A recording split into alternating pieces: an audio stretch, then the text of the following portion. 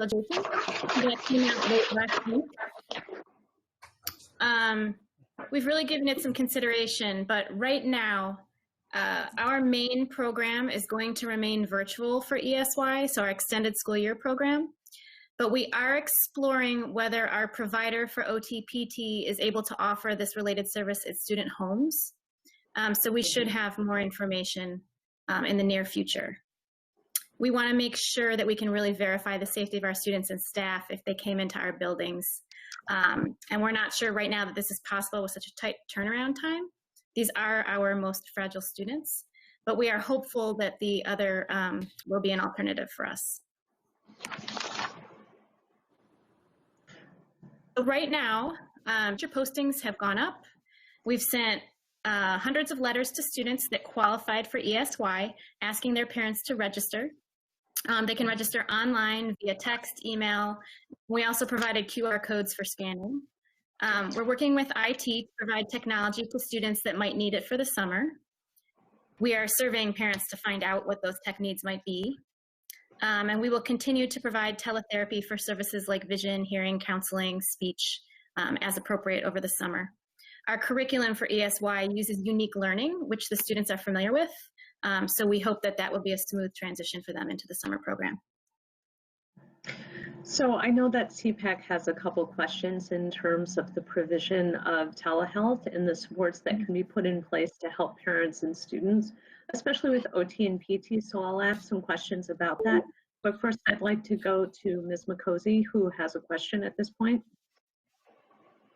Hi, Ann. How you doing?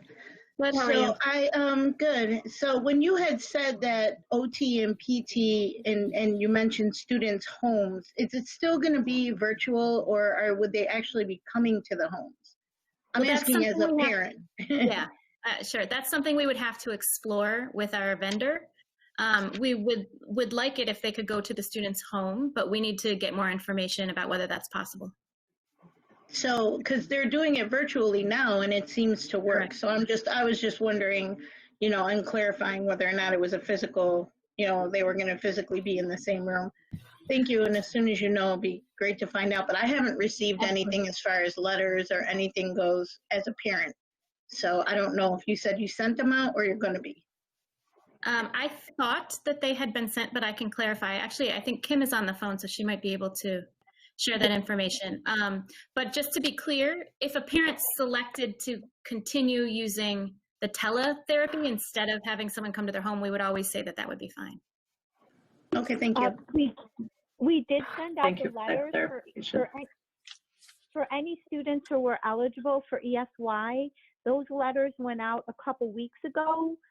So if we missed someone, please let me know, because they all did go out. We sent over 600 letters out a couple weeks ago. It's 2 or 3 weeks ago now. So they did all go out. And just to clarify, those are the ESY letters for the students who get 12-month, correct? They're not just for students who are classified as special ed, correct, Ann and Kim? Yes, that's correct. They should be eligible for ESY, and that's based on the CSE recommendation, which would be on their IEP. So that's what we're referring to here. Perfect. Thank you. That clears up a lot. Thank you. Thank you for that clarification, because I think there's some confusion sometimes about who's eligible for those services. Mr. Hurd, you are next in the queue. Yes, I just received a text message from a parent, and what they asked, can we clarify, stop using abbreviations? We can start saying words so they can understand that what we're talking about. And I think it'll be helpful for the community to be able to understand, you know, the terminologies that we use as a board in a district. Sure. So when we ESY, we're talking about extended school year. So again, those are the students that qualify for the full 12 months of services. So many of our special education students do not qualify for ESY. And then when we said OT-PT, we mean occupational therapy and physical therapy. Thank you. President Belton Cotman. Thank you. So Governor's executive order specifically addressed special ed children. How is it that you're able to differentiate which ones are going to receive support and not? Was there something in there? I personally didn't read it, but you've already, you're dealing with the ESY or the extended school year students. So please explain to me how they are excluded. The other children are excluded out of this governor's executive order. If I understand your question, that's the only specific special ed program that we offer over the summer. The other program is a general education program, our summer school programming, and special education students may attend it. So you're saying, because with all things considered in regards to what happened with our special ed children this year, and in my opinion, we were sort of a little delayed in providing them resources, that there has not been a conversation that says that we need to provide some additional support for these children after the governor came out with his executive order? Because what I'm concerned about is that, if I remember right, was it last month when we talked about the services that were provided for our special ed children, there was still a gray zone that existed for those group of children. And when I'm looking online and reading what other school districts are doing, those are the children who they are bringing back first. They are starting with the special ed children and moving them in, or the children with special needs, and moving them into the buildings and then adding the other children in. So I want to understand why it's not important that those children receive some sort of enhancement across the board this summer. I just want to know why that's being overlooked. Sure. So all of our students will be receiving virtual summer school this year. The governor's executive order is obviously optional, and weighing the various factors with such a tight turnaround time, knowing that we would have to schedule transportation, et cetera, we were not confident that we could effectively and safely educate those students in our school buildings. We are hopeful that we can provide those OT-PT services, the occupational and physical therapy services, to the students in a more direct manner. But the teletherapy has been working for many families. I know there might be people who would prefer an in-person service, but with such a tight turnaround, we are concerned that we would not be able to guarantee the safety of all the students.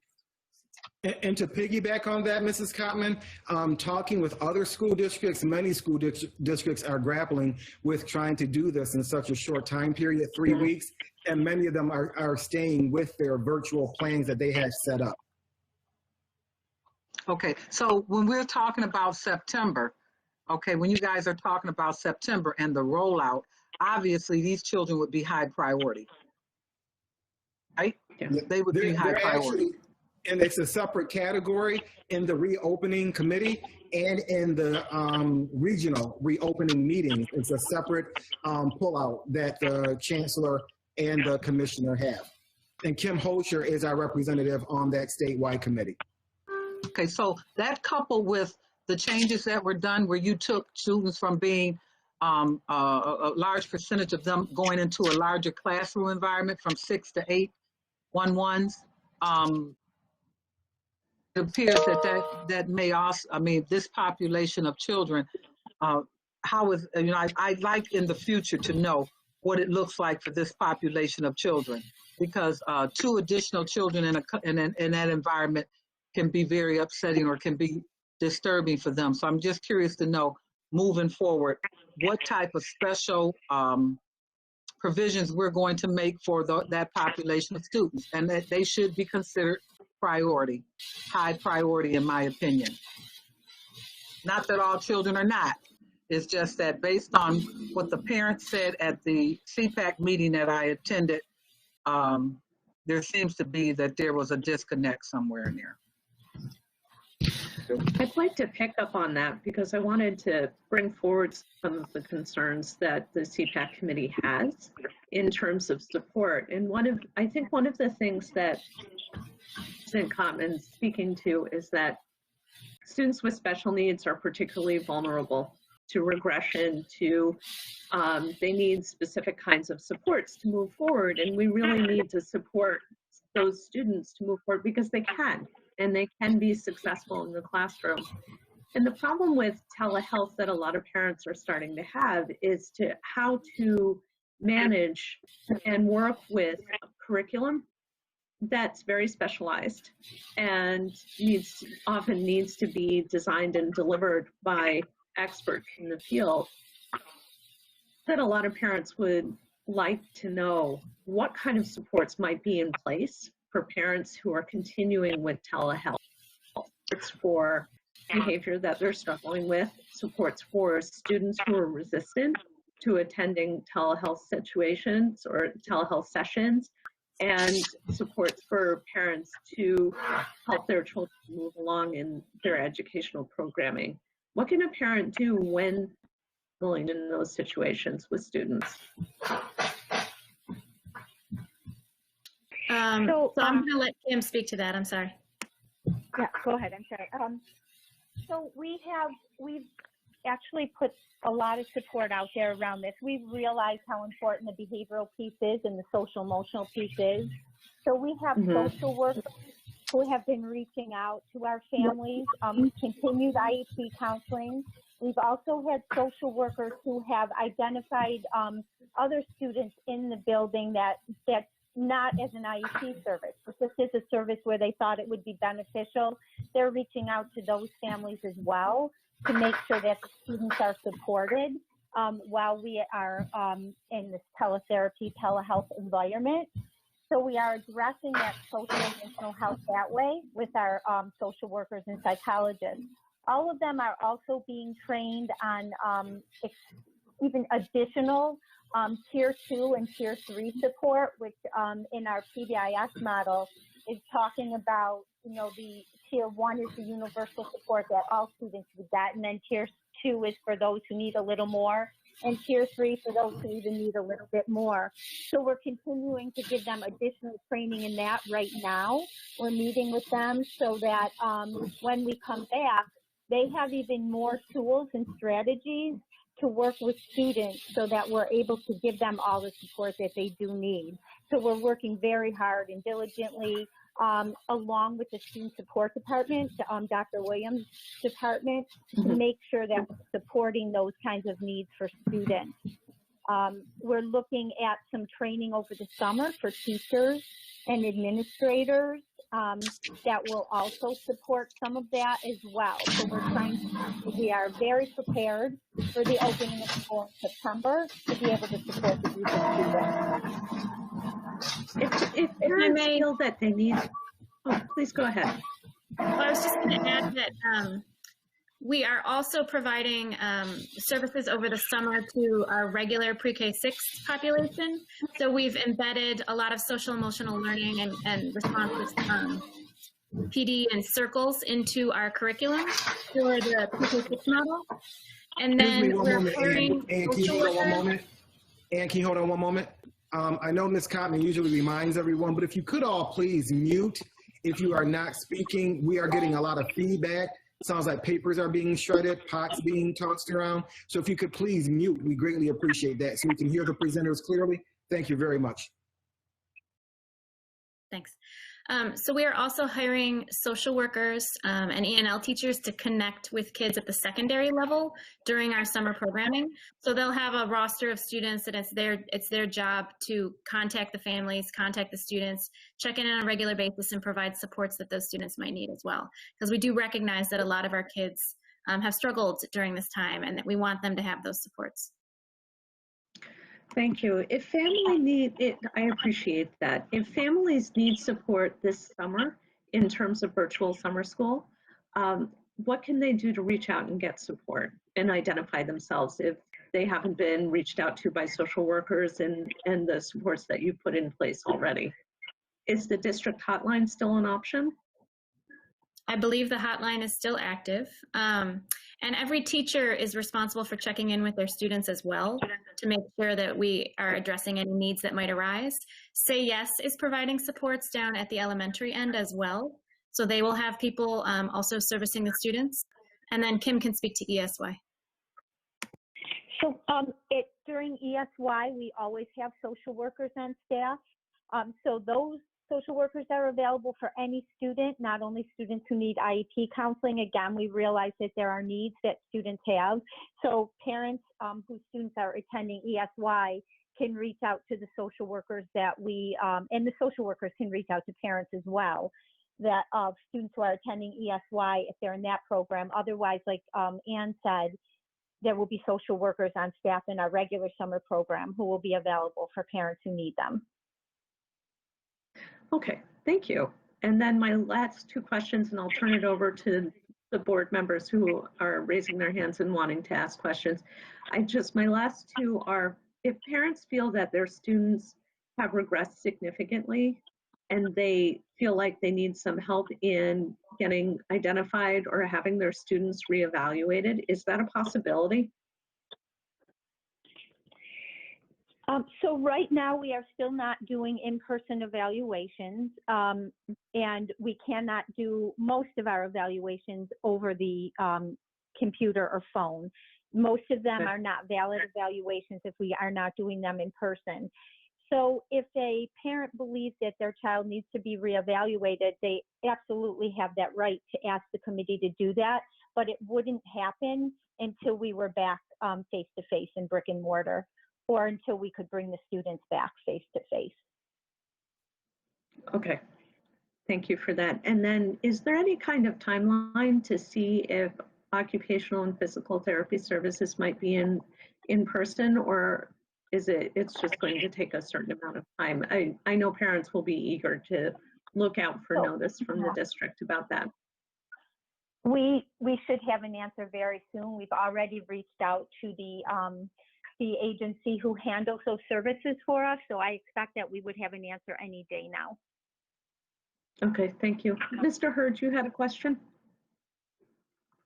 Thank you, Ann. I have a couple of questions. A lot of mine are concerning the ability for the children to learn. A lot of parents are just discussing about needing help. A lot of parents show a lot of frustration and inability to teach kids and to work with them in education. They have problems at home already, and a lot of parents a lot of families are going through different difficulties, already with other things. And some of the stuff we talked about before was one thing was learning packages, hard copy learning packages, because it has shown that our children and parents had a hard time of kids learning, using a screen or a tablet, and possibly getting them learning packages and have printouts for them so that they can go through lessons that way. A lot of kids adapted very well to, using paper and writing on the paper in preference and not being able to really adapt to technology, or get frustrated when it shuts down, or get frustrated. We've done the learning packets, Mr. Hurd. Okay, I'm talking about for the summer school program. And also, okay, I have a couple more, but I'll let you answer that first. Okay, so Learning Packet 3 is available now. And it was an option. If any parent wanted to complete parts of it and turn it in for a grade, they could. But we also encouraged people to pick it up and use it for enrichment over the summer. So that packet is now available grade pre-K through 8. And then during the summer program itself, for the Gen Ed component, there are some hard copy materials that accompany the online learning. Okay, and thank you. So, and what about high school? What are we doing with the high school? We do not have hard copy learning packets for high school. Okay, those are some of the parents that are exhibiting the problems also in families with the technology also. Some areas technology were good in the city of Buffalo. Some other areas they have dead spot. And I know that we're looking into getting the hotspots, to address those issues. But still, when they get frustrated people get frustrated with the technology, they tend to set it down and not work with it anymore. Or feel as if they're not, the question's not being answered, or how to fix it when they go to the helpline and get help with it, but then it still does the same thing. So frustration is a big topics. And once you get that feeling of failure, it's hard to get that child back. Another thing I wanted to discuss, exactly what course will be offered, across the line for the summer school programs, and it's just let's stick with that right now. I don't want to go too deep into it. Sure. So at the elementary, it's reading and math. And then there's enrichment components embedded in the programming. So every day the kids have circle time before they begin. And we have a mini little enrichment, about 20, 30 minutes of enrichment embedded in a regular day. And then after the students break for lunch, they can come back and Say Yes has enrichment programming in the afternoon. And then on Fridays, the entire schedule is an enrichment program. So it'll be addressing things like STEM, the arts, social studies. For example, some of the kids are taking a virtual tour of the Nash House as part of their enrichment programming. We've worked with Dr. Morell. We're going to be making sure that we embed as much culturally responsive material as possible into the readings that the kids are working on. So at pre-K 6, the main focus will be reading and math, but also addressing the kids' emotional needs and providing some form of enrichment. And then 7 and 8, it's the 4 core areas, which is science, social studies, English, and math. At the high school level, it is Regents courses and potential courses that might come up depending on student rates for incompletes. Okay, so are we counting out enhancement courses? Enhancement meaning what exactly? I'm sorry. Well, we spoke about before, but maybe a child had not performed well in the class and they can retake that class to bring their grade up. I would have to go back and double check. Right now, we're looking at students who received incompletes at the upper grades, and I would have to go and see what the committee had planned for a student who wanted to raise their grade. But we are also going to put together a list of different enrichment activities that students can do independent of the program. So we want to put up things like virtual museum tours, projects that they can do, different STEAM activities, that type of thing. So independent of summer school, kids could also access these programs. But would that give them a chance, opportunity to improve their grades, though, if we can work a balance out like that, or?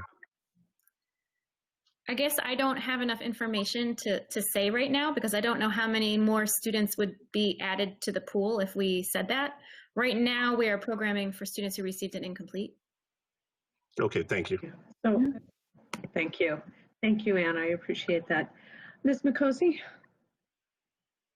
Yes, I would like, if possible, I know that we said that, you may be able, the hotline might still be open.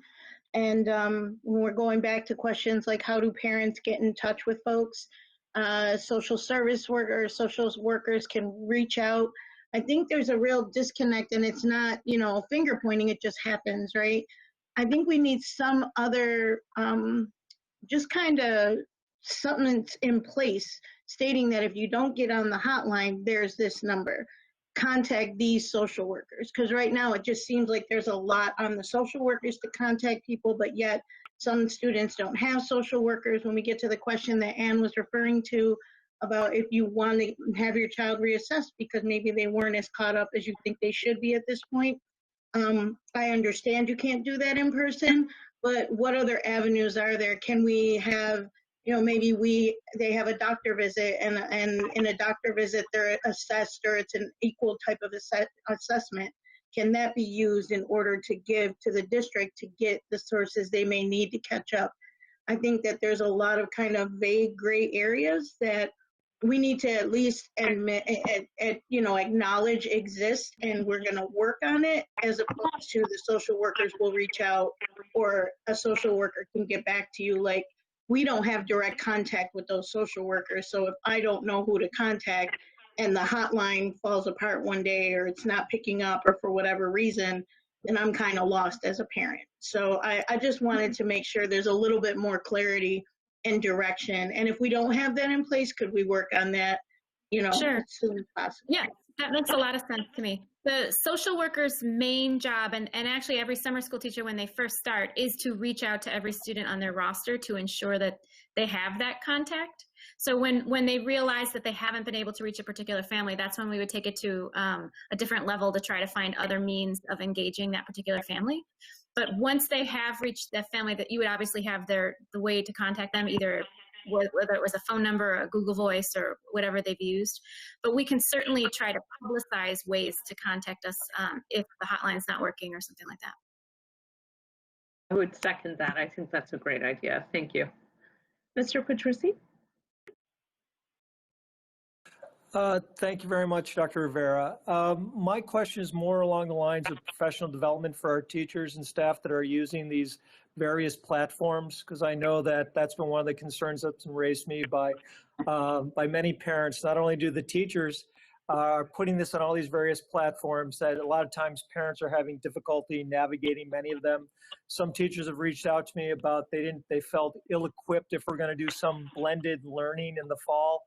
If they really want to offer high value, they're muddling through right now, but if they're going to offer high value class work, they felt that they needed additional training as well.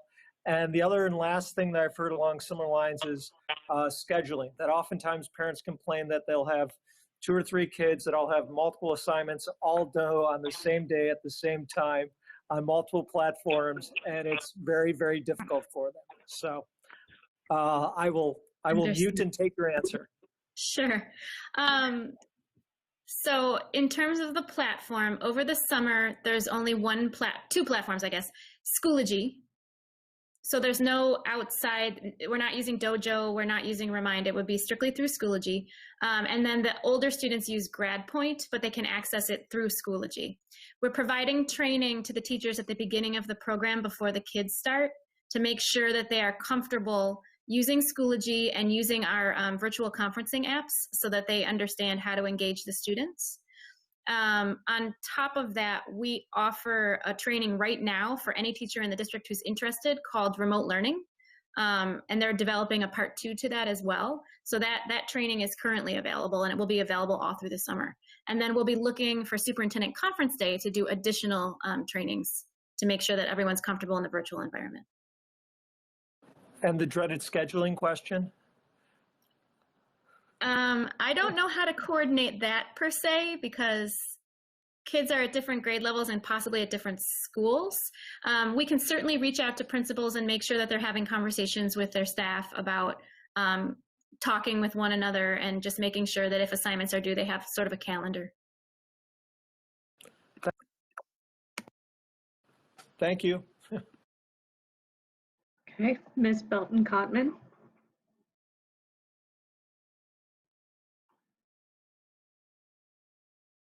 Had a question? Might be me. It looks as if she's frozen. Okay. Oh. Yeah, I think she was. Belton-Cotman, you had a question? Nope, maybe not. Well, I will come back. Dr. Evans-Brown, you had a question? Yeah, just a quick question. And you said that 6 letters were, or maybe it was Kim, said that 600 letters were sent to ESY. Families in ESY. Mm-hmm. Okay, so when are letters going out to other students? In the Gen Ed program? Gen Ed, pre-K through 6th grade. We're still in the process of receiving lists from schools for students that they believe will be recommended for summer school. So I don't have the timeline in front of me. I apologize. I can get a date with you later, but it wouldn't be till later in June. Okay, and that's probably similar with the high school students as well? High school is potentially even a little later than that because grades have to close out, and our teachers are closing out grades by the 22nd. And then I believe the first day of training for elementary teachers is the 29th, so we would know prior to that. I do apologize. We have a list of all the dates, but I just don't have them with me. Thank you. I have to say that we only asked you to talk about virtual summer school and summer school possibilities for special education, so I appreciate your willingness to answer those questions. If it's possible, maybe we can correspond with some of the dates via email and move forward from there. So if there's other general summer school questions, I think that would be a really good way to do it. Are there any last questions about summer school for special education, which is ESY, the extended school year? Thank you very much. I appreciate that. That was a really productive conversation. So I believe the next item on our agenda is the reopening of schools update. Thank you, Dr. Rivera, and I will be handling that. Good evening, board members. So reopening of school is a huge task. And so far, we do have a district committee assembled for school building openings, and that district committee has representation from BTF, the Buffalo Teachers Federation, the Buffalo Council of Supervisors and Administrators, BCSA, Congress. We have members of Parent Congress on the reopening committee, and we are waiting for the list from Joanne Sweat for our teacher aides and assistants. At this time, the next meeting is scheduled for this coming Tuesday, and we have split right now into two groups, elementary and secondary, because those can look very different when returning to school. And we're looking to consider things like screenings, health screenings, right, when students return, staff size, classroom space and physical distancing, arrival and dismissal, what does that need to look like? Lunchtime, what does that need to look like? Phys ed, recreation, and the cleaning of the school buildings. Now, we have that committee already working. On top of that, there are the regional meetings that the State Education Department is holding, and we are part of the Region 1 task force. And that first meeting is this coming Monday, June 12th from 2 to 5 p.m. Now that committee, State Ed will be holding regional meetings around the state, and then they will compile the data, compile the information, and then develop a template for every school district to follow. Now, the individuals that Dr. Cash has appointed to that committee are Jim Weimer for the Transportation, Facility, and Nutrition Subcommittee, Myra Burden, our CTO, for the Digital Equity Subcommittee, Dr. Tanja Williams for the Social Emotional Learning Subcommittee, Kim Hosher for the Special Education Subcommittee, Nadia Nashir for the Bilingual Education Subcommittee, Jamie Warren, our Associate Superintendent of HR for the Staff and Human Resource Subcommittee, and Toria Wilson for the Health and Safety Subcommittee. In addition, Dr. Cassandra Wright and Elena Kayla, both cabinet members, have received invitation to be on the Regional 1 Task Force Committee at the meeting this coming Monday. We are also going to take a look at athletics. Section 6 has a separate committee that is forming to look at athletics, region-wide. And Michael House and Cecily Owens will be serving as our district liaisons and representatives on that task force. This morning at our cabinet work session, the discussion of student voice came up, and Dr. Tanja Williams and Dr. Fatima Morel worked with different groups that will be coming together in July to actually have a student voice on what will we want to make sure students feel comfortable coming back into the school building. So there's different groups that we already have in the district: Leaders in Training, elementary group. We have Inter-High, the MBK Fellows. So there are several student groups we will be tapping to get the student voice. And also today on our district website, the district survey was released. And I just want to make sure I get the name of the survey. It's the District Response and Reflection Survey during this time and for school reopening. And we have questions where we're asking parents, community members, staff members about reopening in the fall. For example, one of the questions is, what would you need to be in place to feel comfortable in sending your child or children back to their school building in the fall? So we want to hear from the community. We want to hear from the parents, and we're going to collect all that data so that when we fill out our necessary template to reopen school that we get from the State Education Department, we're addressing every area and we're getting community feedback. Thank you for that. I appreciate it. So is you're collecting you're talking to a lot of stakeholders, which just makes me as board member personally very happy. How do you anticipate that the committee will take that information and use it to inform reopening plans? Exactly. So when we get the template from the State Education Department, which will be coming out towards the beginning of July, they explained to us, we want to use that information that we've collected and figure out what's feasible for our school buildings, right? Elementary and secondary. That's why we have the two different groups, and then fill in the template accordingly and understand what changes may need to happen in our school buildings to accommodate students in this COVID pandemic environment. Okay, is there an emphasis on I assume there is. Is there an emphasis on trauma with the social and emotional learning subcommittee that you mentioned, the one that Dr. Williams is attending? Yes, and we'll find out more on Monday because that's the regional meeting, and that their first meeting is on Monday. So absolutely. Okay, thank you. I'd like to turn to the board members who have some questions. Dr. Evans-Brown, did you have a question? Your hand was continued to be raised. Okay, Mr. Scott, I'd like to turn to you.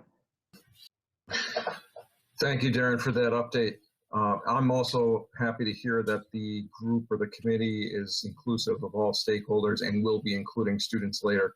I think I saw the survey posted as an alert on the website. It is. I can't find it right now because the alert is our board meeting tonight. I'm trying to find it on the website because a parent actually just emailed us. If you could just email us the link to that survey so we can send it out. So, and just let me explain. So on the day of the board meetings and the work sessions, we heard from parents in the community that the link to the live stream was difficult to find. So at 12 noon, we make that the alert. So after the work session, that alert will come down and the alert will go up again for the survey. But we will send you all the links so you have it also. Thank you. Thank you for that. Ms. Mikosi? Yes, I want to echo that. Thank you for reaching out to, pretty much everyone. I also want to point out, and don't know what your strategy is to make sure that everybody receives a survey. I understand we have the website and, we can put it on our pages, but reaching out to is our CBOs going to be responsible for making sure that this happens, the folks that we pay in order to do the work with our schools? How about, parent liaisons? How about our churches? What are we going to do to ensure that everyone receives this survey? And then on top of that, do we also, just to give someone a survey to hand out, I think there's a responsibility factor that if you're going to take a survey to hand out to get responses that, you know what I mean? Like, do we also need to utilize other people to get those responses, or are they going to go directly to, is it just the link and just that survey? Are there paper surveys? And the reason there's not paper surveys, Ms. Mikosi, because when we receive the paper surveys, we would definitely need to type that information in right now. Right. So we will do a Connect Ed call so we can refer individuals to the website. And the beauty of it is when you have it, even if you have a cell phone and pull up the district website, that's why we limited. I believe there's only 7 questions on there, right? We have some that you just select and others that you can actually have a text box to put your information in that way.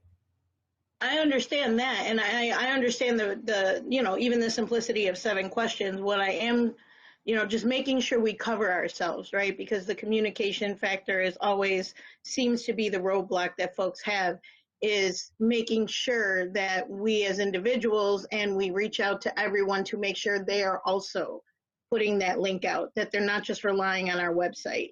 Some people don't access it or whatever. So I would like to see like even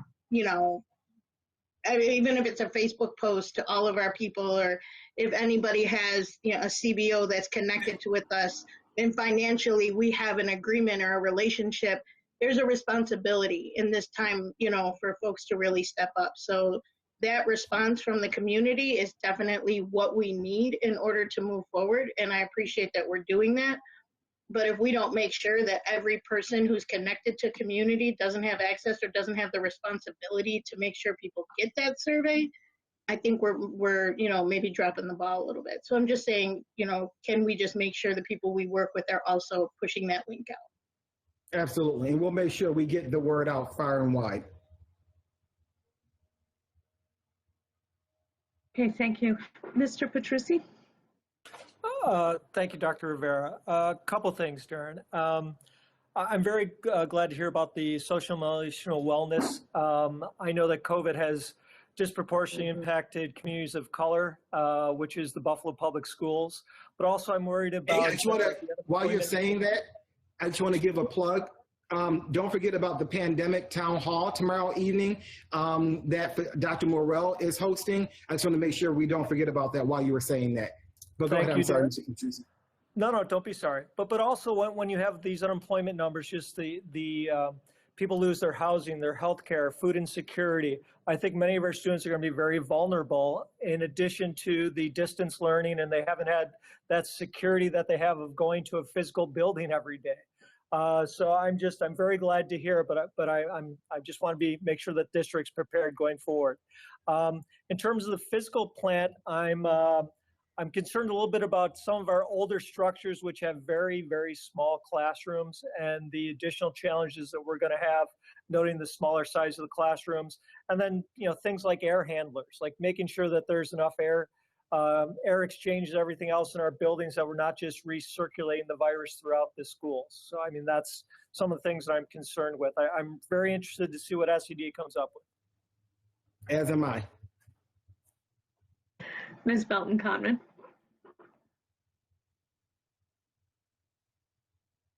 You're muted, Mrs. Cotman. We can't hear you. I'm afraid we can't hear you. Who is over the communication piece for reopening? Who's planning that? Who's developing that? When you say reopening communication piece, what do you mean? Well, what I'm saying is who has been assigned the responsibility of putting together a marketing campaign associated with letting our parents know what we're doing during this process and for the reopening? Right. So when we have been have assigned that. Mm-hmm. Yeah, that would be Elena, of course, our communications director, when we have our final documents, and because people want to see procedures and protocols that will be followed. So when we have that finalized, we will definitely be communicating that with all of our families. But I think there is a need to do some reach out to our parents. You have approximately 3 or 4 new schools opening up this fall. We need to have a campaign of some sort that focuses in on Buffalo Public Schools students and parents. And that's essential in order for us to keep our customers, our students, our base. And for us not to be thinking about making sure that we keep a line of communication open all the time, all during this time with our parents. I think we're missing a piece. And I think it's essential that we start understanding that there are people who are doing that, who are reaching out to our students, our parents, and we're not, to offer them services and resources. So I think we need to be mindful of that. One of the things I am constantly told is that Buffalo does a poor job in letting people know the great things that they are doing. It's not that they're not doing great things, it's just that people don't know that. And I think that this summer would be a great opportunity for staff to use it and get the word out. I saw a bulletin board that's recently that was put up about recruiting people come and work with us. There was a nice bulletin board, but I really feel that we're missing a piece by not communicating on a regular basis, in a consistent way with our parents and our students and the community. Yeah. I think you remember Dr. Cash talking about being in a constant campaign to make sure people know what's going on and what's positive going on in our schools. And I do think that has improved over the years. And you remember when we have the big billboards up, so you'll see that in your board packet for next Wednesday. We're doing more of the larger big boards, so billboards, so that we are, and people know that we're in a constant campaign, because it is important that everyone knows what's going on that's positive in the district. We have our 150 major district accomplishments documents that we all speak about. And I think it's everyone's responsibility. We can have a communications director and a plan, but I think it's everyone's responsibility to let people know the good that's going on in the district, from our parent Congress members, from our teachers union, our administrators union, from our Board of Education, cabinet members. It's important that we're all speaking the same language about the exciting and dynamic things that are going on in this district daily. I agree, Mrs. Cotman. And I agree that it is everyone's responsibility. And this is why over the years I have asked that staff would write write articles, write opinions and things in the newspaper. And we have yet to see that being done at a cabinet level by the majority of the cabinet. There are some members that are doing it, but there's not being done. So when we have someone in a position that can certainly get the information out, even if it's something as simple as writing an article for the newspaper. Those opportunities are not being utilized by this district. And in my opinion, if you're in a cabinet position, you should have at least written at least something this year about what's going on in Buffalo Public Schools.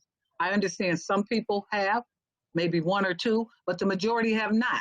And as a result of that, I think that we're missing that opportunity as well. So all I'm asking for is that if you're serious about Buffalo Public Schools, that maybe every now and then that you write something in regards to our district and put it out there so that we can have some good press out there. Thank you. So I think that the point about communication is the really important one. I'd like to get back to the reopening committee because this is a huge piece of this going in this fall. I think your point about communication is a good one, and I think we can pull it forward as we move forward, but I'd like to focus a little bit more on reopening. One of the things I'd like to emphasize, because it's a thread in the conversation here from board members, is that there are some areas of our community that do not feel reached. And I think that's really crucial for equity in general. And so how would it be most helpful for the district to hear from what we're hearing from, to convey that information about areas where communities that maybe aren't being reached and could be reached, and a preferred way to be reached? Would that be helpful? Sure, absolutely. Is there a preferred way that we can communicate that? One second, I'll go right back to you. Thank you. Is there a preferred way we can communicate that? Well, I think one of the things is if you hear from parents that feel they're not being reached, I think the second question we ask is, in what way do you think that we can reach you, right? So what is your preferred mode of communication? I think that's something that we can do to survey the parents, because if there are groups of people that are saying they can't be reached, it's important that we know how they would like to either be reached or what is the best means of reaching them. And I think that's critical, especially when we start talking about parents who are parents and families are stretched very thin right now, and we need to hear from them so we can get some lessons learned in terms of what we had to deal with this year to inform moving forward. And I expect that kind of information would be extremely useful to the district. And so I like the idea of community-based organizations, but also reach out. So would it be possible for the link to the survey to be sent to board members and we can transmit it to our communities? And if we get asked for people, because sometimes people really do, and this is something Mr. Scott pointed out, parents really do have problems navigating the website. There's a lot going on. It's a very big district. It's hard to find these things. So when we get contacted and we get asked about the survey, can we have the link to share? Absolutely. That's what Mr. Scott asked, and I made a note here. I'm going to send it immediately after the meeting, and I'll ask Elena to put it on our Facebook page also. Absolutely. I think that'll help with a lot of the communication. I really do. It's a good start. And then perhaps we can talk more about communities that are not comfortable filling out digital surveys, ways that those responses could be recorded as well. Oh, and for that. Anne, I want to be clear, because I don't want this issue to be discounted. It is essential in the environment that we are in that our parents feel and are constantly informed about something positive about this district, and that it has to be a part of the reopening as well as sustaining this district through the summer. It's essential because we are in a very critical period right now, and unless our parents feel that we are and keeping them informed and that they're part of our network, we risk losing them. And that's what I want to make clear. Okay, thank you. Absolutely, Ms. Cotman. I'm sorry if it seemed that I was disregarding that piece of it. I wasn't. But when there's what I want to make sure that we do though is that we know that these are areas where we can move next. And if you'd like, certainly the ad hoc committee on reopening can address some of these issues about communication and make recommendations as we work with the district reopening committee. Would that work? And it would also work if every day in cabinet, that's a conversation about how are we communicating with our parents and our community to make sure that Buffalo Public Schools is highlighted in their lives. Thank you. Certainly noted. Thank you very much. Can I ask a question very quickly? Because it seems as if Is there an understanding that we're not communicating with parents and families, or we're not sharing a lot of the stuff that's going on in the district? I'm just trying to understand what the either question is or what the issue is. Is that to me or Ms. Cotman? To both of you. Okay. I'll answer my piece of it and then I'll turn it over. So my piece of it is that you are communicating. Because we have such a large and varied community, periodically we will get feedback that there's areas where it's not happening as well, and we'd like to facilitate that for you, make sure that you know that that's the place.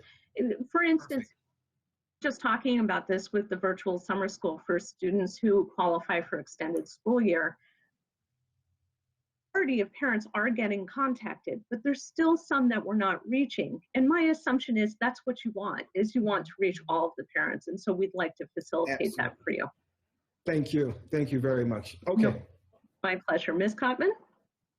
From my Ms. Fay. She's been waiting.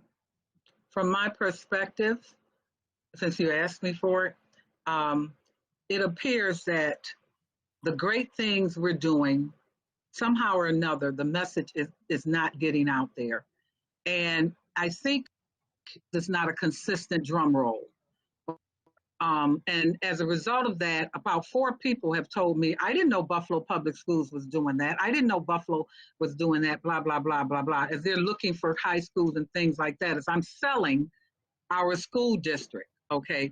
And so what I'm asking is that we start having that conversation at every level, including inside the schools, as well as in the cabinet meetings, as well as far as staff and everything, that people understand that in order to maintain our present student base, we need to make sure that they understand the great things that we're doing. And the fact that we don't have articles written by staff members on a regular basis is very concerning for me, because there's so many venues out there that we could use, and we can get that word out. So I'm through with that. At this point, I expect more communication is what I'd like to see. And I think it's needed, really it is. All right, because we do, I just want to, I know we're done with this topic, but we do talk about that often, about what more we can do, because that is a major focus on getting good word out. Get it out, actions. Thank you. Ms. J, I'd like to turn to you. You had a question. Thank you, Dr. Rivera. So, Darren, I've been listening to all of this, and I've been thinking about structurally how we are rolling out, how we're going to return to the classroom. And my question is kind of like I'm like pulling back and looking at it from more of a global perspective. And you talked about how we're going to have state guidelines through the state education department, guidelines / mandates. I assume that there's going to be things that we absolutely are going to have to do, and then they're going to give us recommendations of things that we can do, which is probably why we're going to be pulling together our own committees and looking for feedback from the students and from the parents as to what we as a district want to do. But yet there's going to be things that we're going to be essentially mandated or ordered to do. Correct? Am I following this right? Yes. Okay.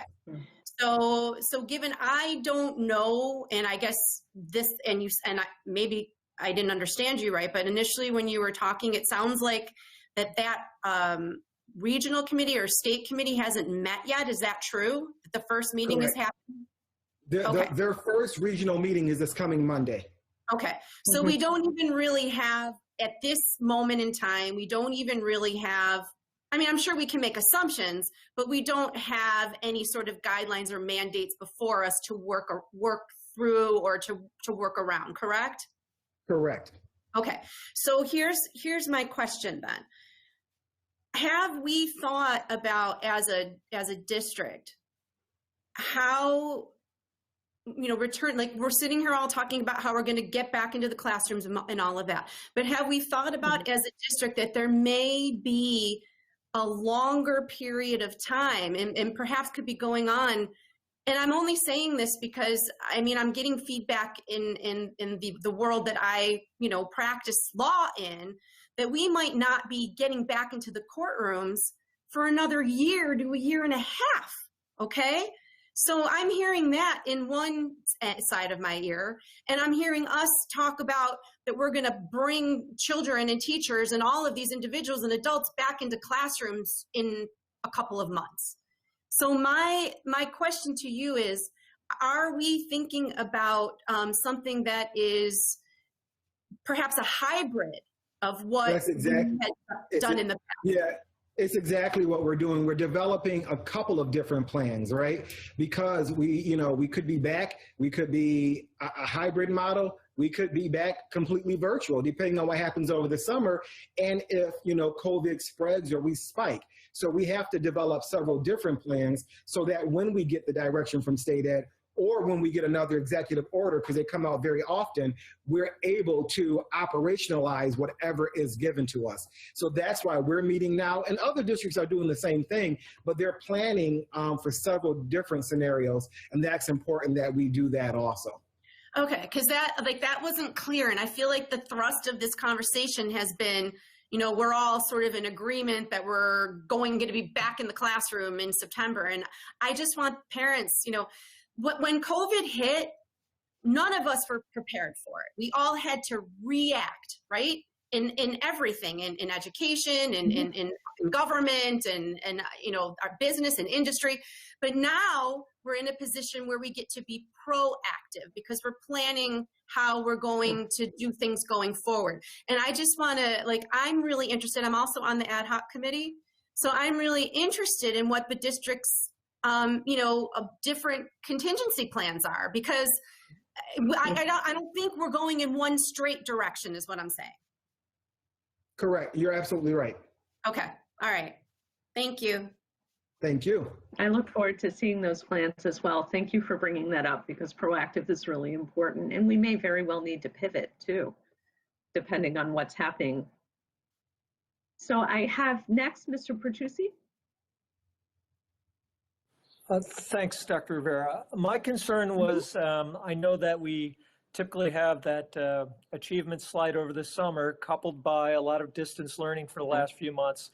Just wondering how the district's going to incorporate the balance of last year's curriculum into the new curriculum going forward and bringing children up to speed.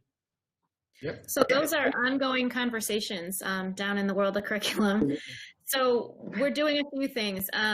We're going to be sending out a chart to administrators and teachers to help them understand what the district is doing and what we expect them to do at the school level. So for example, we are going to be looking at the curriculum and helping to make determinations about priority standards that may have been not taught as the way we'd normally do it this year, and then helping them to understand how to move forward next year, spiraling things in.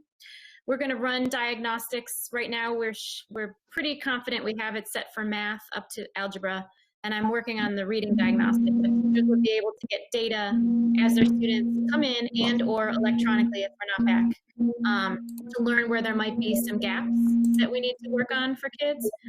And then we're also really trying to emphasize that we still need to teach to grade level standards. Even if you have to spiral something back in or provide RTI to help with standards students struggled with from the previous year, we don't want to lose the momentum of the grade level standards. So we're going to help them in terms of looking at pacing. If you have to add something in, that means you have to remove something else. So what would we recommend that you might want to remove, or what elements of a math module or something might be something that you would remove? How does RTI look, knowing that some of your kids need special services because they've missed a particular standard or something? How do you use that diagnostic data? What does that look like in your classroom? So we're trying to be really proactive about what information we're able to provide for staff in terms of the curriculum, in terms of how to spiral, and in terms of diagnostic data for the kids. Thank you for that, Anne. Thank you very much. Mr. Hurd, do you have a question about the reopening? About the reopening, and a quick question when we was talking about this communication. On the reopening, I believe we shouldn't fool ourselves. As of right now, we're in a position to where we're using virtual learning. It's going to be a virtual tool of teaching. for the city of Buffalo and across the United States. And seeing that we're in that phase right now, what we should be doing is concentrating on is using best practices for these type of instruments that we use in technology, the Schoology and other programs. We should be concentrating on how to make those programs easier to access for our parents. They're struggling with this. The kids are struggling with it. We need to make it easier to operate these programs. So when they go into these programs, that should be the key point. So once you access it, you can operate it easily and maneuver through it also easily. They can maneuver through it easily. The teachers have an easier time teaching kids. The kids won't get as frustrated with the programs.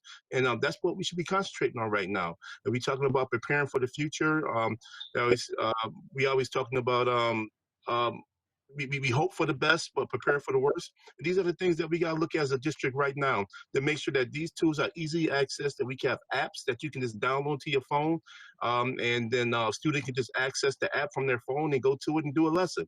They could be outside in the yard, they could be inside in the house, but we're comfortable for them to access these lessons. That's what we have to do. And the communication factor, I believe that the biggest issue we have right now as a district is between the parents and the teachers. Now, we got some teachers that went beyond the call of duty. We have principals that knocked on doors, that went to kids' home, they brought them food, books, textbooks, and checked on them. We know these principals, and we know the teachers that's been doing this, but we got some parents that say in some subjects that teachers haven't been accessible. So between the home and between the school, that's where the parent connect with. They connect with that teacher, and we can get better maybe training with the teachers with these programs. They can get a better understanding of them, and giving more culturally training with our teachers. They can relate to the parents better. We can get better grip on what's going on and get better grades and retain our students. So in terms of working with technology, IT has been offering ongoing training for any teacher to log into to learn how to use Schoology or to have advanced training in Schoology, to learn how to use the Big Blue Conference or how to use Life Size. We have ongoing trainings for things like MobiMax and Lexia and other programs. So we have been trying to very proactively approach technology needs. And then in terms of instructional pedagogy, right now we do offer remote learning training, but we know we need to do more. So part 2 is probably going to be embedding more of the CLRT aspect into remote learning. So what does that look like? And then we have been offering CLRT all throughout the entire pandemic. So that training has been going on virtually, and they've actually gotten some fairly good responses for that training. We weren't sure at first what it would look like in a virtual environment, but it has adapted very well. Mrs. Boncelli, I'm happy. We still need to do more. I'm very happy to hear about the training, but there's too many steps to get to the app, to get to the program. And parents are getting confused because once you go onto the screen of how to, what the next lesson plan, about 5 or 6 apps may pop up. And they try to figure out which one do they go to next, or which a teacher jumping from lesson to lesson. I'm happy to hear that you're going to use 2 basic apps for that's coming up right now for the summer program. And maybe that's something we should concentrate on for the year program. Not putting all these different programs in front of the child, but making the ones that we have, minimize them and adapt them so that it's easier to navigate through and easier for them to use lesson plans. And I do know through the parent centers under Dr. Ramona Reynolds and Dr. Tanja Williams that they will be offering parent PD, professional development, on the various apps and programs that we use, because they are of all benefits to our students and they provide the enrichment and resources that they need. So if there's an issue, as some parents say, of what specific app does what specific thing and how can we get more training in it, I know they're going to be offering that through the parent centers also. Yes, and we talked about this in a prior meeting and determined that course of action. Correct. Anything else, Dr. Rivera? More for that. I have one last hand from Ms. McCosey. Move on to textbooks. Okay. Thank you. Just quickly, as and I really appreciate how you got into detail about, collecting the data and what exactly that you're doing. I'll attest as a parent that there are a lot of apps, but each app is, set to whatever the lesson is for what that teacher is doing.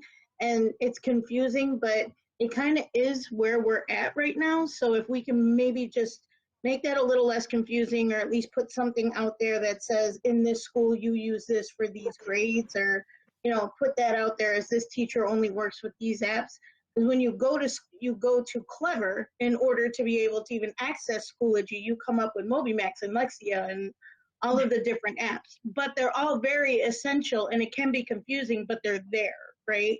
And I think that we all bear the brunt of the community coming to us and saying this. But I also want to say that I've, been in constant conversation around these things are there, let me help you, because there's not always the communication between us and the district as board members in order to get like bullet points or something to be able to communicate with the parents, right? Because it is our job as well to communicate with those folks who voted us in, point blank. So there's a lot of communication, and what the teachers and the parents are doing and how there's no communication there, that's been ongoing even when we were in brick and mortar. So how do we take this opportunity to make that better? But then also what can we do with the district to do what President Kottman said, is make sure we have all those bullet points to highlight the greatness that we're doing. Where are the bullet points to make sure we communicate to teachers in 3rd grade, this is mostly what your children will be using according to this school. That's what I'm looking for from you all.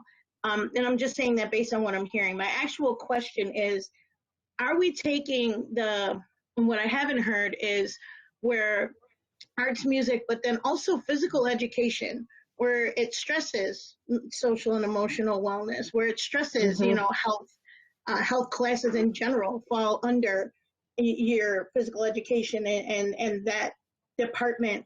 I would like to hear, maybe it's being done, I don't know, but it's not coming out in our public meetings or just to me. I want to hear that that's as, as important and as prioritized as every other, as math, as your core groups. I understand like your PE grade doesn't equal the same as other grades, but we need to, if we're going to focus on social emotional health, if we're going to focus on physical health and mental health, this particular, especially in physical education and arts and music that relieves stress for our children, these need to be in place. So I would like to hear reopening plans, and when you talk about the different grade levels and the different data, I would love to hear how physical education, that's kind of my bag there, but anything that relieves stress for our children, we're talking about this an awful lot. Where is that being prioritized? Is that at the same level as our, social studies, science, whatever? Are we looking at everything equally across the board is what I'm asking. Okay. So just to the point that was raised earlier, I have also heard from parents that they find it confusing because we have so many apps and things. So I do understand. I do understand. I have personally heard it. So I do understand what everybody's bringing forward. I would like to try to streamline our programming. Which, part of that is through Clever, but I think we can do a better job of explaining to parents how to access. So I might talk to IT after this conversation about putting together a cheat sheet that people could use. So just, and we can certainly share with you guys if you're having conversations. So that makes sense to me. Because we went out so quickly, some teachers had been using things like Class Dojo prior, it's a nice way to communicate with parents. And so it made sense to allow them to continue doing that as opposed to having everybody convert immediately to Schoology, mainly because the kids weren't used to it if it hadn't been used in the classroom at the lower grades. But moving forward, we can be more proactive because we have the opportunity to plan more productively and we have the time. So to that point, I agree with what you guys are sharing. I do know that if you haven't used those things like the kids have, it's hard to find this or to know what that is. So I get it. In terms of phys ed, I can't speak on behalf of Ms. Owens, but I do know that we've embedded some ACEs and phys ed into our summer for pre-K-6. So we want that, we recognize that they need to have some physical activity. So we did try to put that as part of our enrichment opportunity at those grade levels. And then obviously moving forward for the next year, health and wellness and physical activity are always really important. So we'll make sure that we take that into account when we plan. Absolutely. And that's one thing just to piggyback on that, that's one thing where a lot of districts are making sure that that is all the encore subjects are treated equally when they're planning for reopening, to make sure that those are not put off to the side. So thank you for that. Dr. Rivera? Mr. Hurd, I see that your hand's up. I want to be mindful of the time so we have a chance to talk about the social studies textbook. Is it a quick question? Yes, it's quick. I just want to make the last point is that I think we have an issue of trying to make what we have work when it's showing right now that it's not working for everyone. And I think we need to retool it or upgrade what we have with the app system, and maybe like put more programs into one app that'd be easier to access, and just look at that instead of just trying to move forward next year with the symbol of apps that we have and the way the format was in. Something we can continue forward as a part of the ad hoc committee. And also, I think once the cheat sheet comes out, we'll be able to have a longer conversation about that. So with your permission, I'd welcome that conversation a little later. Absolutely. So I'd like to turn to the textbook adoption for social studies, which is really important. And some of that is, of course, my bias as a partial historian. So I'd like to open that up for the conversation. And we're going to get that PowerPoint up right now. And Ann Botticelli and Dr. Fatima Morel will actually be heading this PowerPoint. And here we go. Wonderful. Thank you very much. So I'm hopeful that everyone received their online access to the program. And just so you know, there are hard copies in the boardroom. I don't know how accessible that is for everyone, but the online passwords you received should allow you to go into every grade level to take a look. So if anyone needs help accessing that, please let us know, and we can walk you through the core components. So the program that we are recommending is from Pearson. It's called My World Interactive. We're looking at an elementary adoption. So depending on final cost, we might have to phase it in over a couple of years. But obviously we'll prioritize particular grade levels based on data and things for the first year of the adoption. So there were 3 programs that made it to the final round, and this program was the recommendation. It's been reviewed by teachers. It's been reviewed by the second round of committees. We are hopeful that you will find it engaging and appropriate and insightful. So again, if you have questions about how to log in or how to find things in the system, feel free to reach out. There's many reasons why this particular program, I think, rose to the top. It has a really strong online component. So you can see I just put a little snapshot of a table of contents from one of the grade levels on this slide. So teachers, the whole text is also e-text, and teachers can do lesson plans within the system.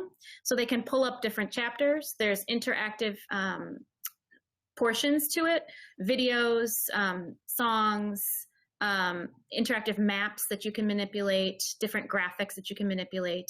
And then teachers can slide, if you're picturing a lesson plan, they can slide elements into the lesson plan that they want to use with the students. So they can assign things virtually, but we would also have hard copy materials for the students. At the lower grades, it's a consumable book similar to our science program. So the kids can actually write in their textbook. At the upper grades, it's a hard copy book with a consumable workbook to accompany it. The platform, Pearson realized, is relatively easy to navigate, and we actually use the same platform for our science program at these grade levels, so students are already familiar with this particular online platform, which makes ease of use much more important for us. There are online quizzes, and we really like these because it shows the students where they struggled with the material and can provide intervention activities for them to follow up. They are willing to provide parent professional development at our teacher centers and train the parents how to access the materials on the platform. Again, the K-4 program is both online and consumable, and it provides leveled readers as well. The middle school program is a hardcover and online text and a consumable notebook for the students, so they can do close reading activities, practice vocabulary, etc. Mike, if you can switch slides. So I just took a couple snapshots because some of the things that we liked about the program was its alignment to the Universal Design for Learning. So it takes into account all of those principles. These textbooks come in Spanish K through 8. So we would have a complete copy for every student in our bilingual schools. The online edition is also available in Spanish. Not every activity or video is in Spanish, but the text of the material is in Spanish. There are many scaffolded supports within the program, so I took a couple quick snapshots for you.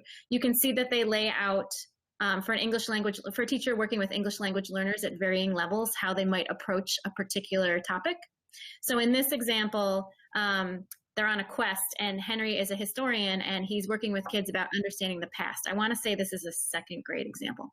And then it breaks out for the teacher what you might do to help students at varying levels of English proficiency, how you might explain these concepts to them. I think you can see on the right, they also provide a lot of scaffolded opportunities for students. So there are reading checks. The text is chunked, and there's mini headlines to separate out certain sections. There's academic vocabulary highlighted, and you can't see it here, but to the left, they also give the definition right at point of use. So a kid's not having to go to a footnote or go to a glossary, but the definition is right next to the term itself. And they do provide teachers a lot of guidance on ways to differentiate for students. Mike, if you can go to the next slide.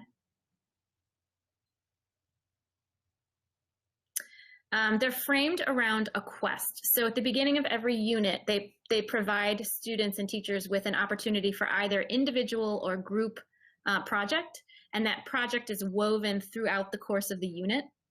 So they relate to things like government.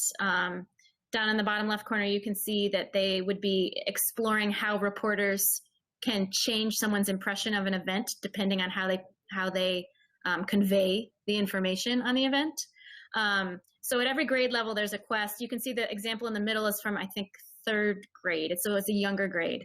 The one on the left and the right are from some of the upper grades. So they look a little more age appropriate depending on where you are. The quest itself involves kids doing research. They read primary sources or interact with people as a primary source. They have text to read, and then they are asked to apply their knowledge in developing a particular project.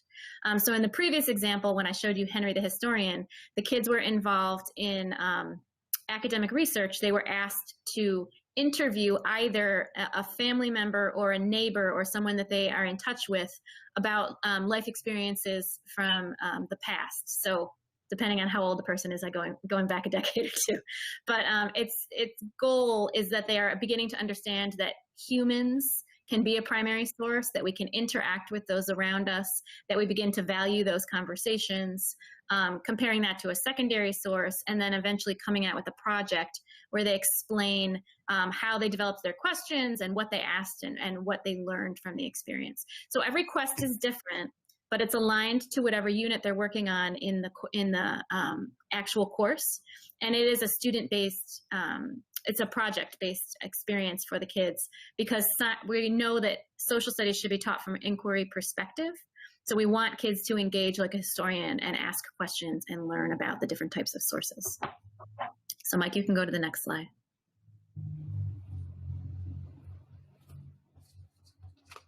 And I'm going to turn this over to Dr. Morell, and she's going to speak a little bit to some of the premise behind the textbook itself.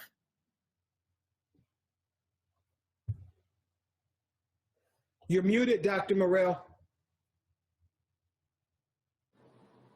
I'm sorry about that. Good evening, esteemed board. Thanks for having me here this evening and allowing me to share some of the findings that we found over in the Office of CLRI when we conducted an analysis of the book, of the textbook that is being adopted through Pearson. And also we had our committee members from our team actually sat on the textbook committee to ensure that it is a culturally and linguistically responsive adoption. And so one of the things, some of the things that really spoke out before I get into the details and the critical analysis of this is that it's just pleasing to the eye, and it develops like a joy for reading, because these images that are in this textbook, they're so far away from what we know about our normal social studies textbooks. Now, don't get me wrong. There's still a lot to be desired in terms of how we really want textbooks to look like, moving forward. But I think Pearson is avant-garde in this respect. They're out ahead of other textbook companies in terms of culturally responsive practice within their textbook, how they have infused it, and then also how they their teaching tool for teachers to actually teach them how to be culturally responsive in their approach to using these materials. So I was very, very pleased with just flipping through and looking at some of the imagery and some of the things that were included. I think it's a real good adoption for our kids, but more importantly, Pearson provides guidance for classroom teachers on actual cultural inclusivity with respect to African American, Latinx, our LGBTQ plus community, multilingual learners, and our indigenous communities. So it was very nice to see that within this, within this adoption, they actually have guidance for teachers saying to them, here are some practical ways for you to ensure that these voices are heard on this topic, on that topic, in this event, on that event, and really presents a kind of counter narrative or counter storytelling piece for voices of color. So I was really pleased with that. It also encourages, it includes student literature that encourage the students to talk about their own culture from their own lens. So this is one of the first textbooks that I've seen that was not just a Eurocentric perspective, but really it affords through this interactive piece, it affords our teachers to engage the kids and many opportunities to look at cultures that are diverse, that are the same or similar, but then diverse, but then this collaborative piece where we talk about respect. I noticed that throughout the interactive resources. It kept on talking about respect for other cultures, respect for traditions, other traditions, even when they're different from our own. So I was very pleased with that. The My World interactive piece in and of itself, it provides a virtual platform for equity. So you'll see within this primary and secondary source documents that actually ask for the perspective of the students. And I think that's huge. And it kind of lays it out for the teachers so that if they did forget to kind of ask, so what about in your culture? How do you all, what do you all think about, whatever the event is, the creation of the flag, right?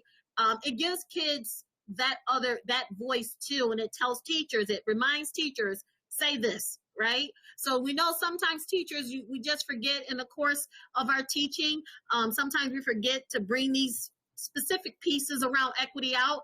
This textbook is kind of laying that out there for everyone to see that, hey, it's okay to ask these kinds of questions around equity.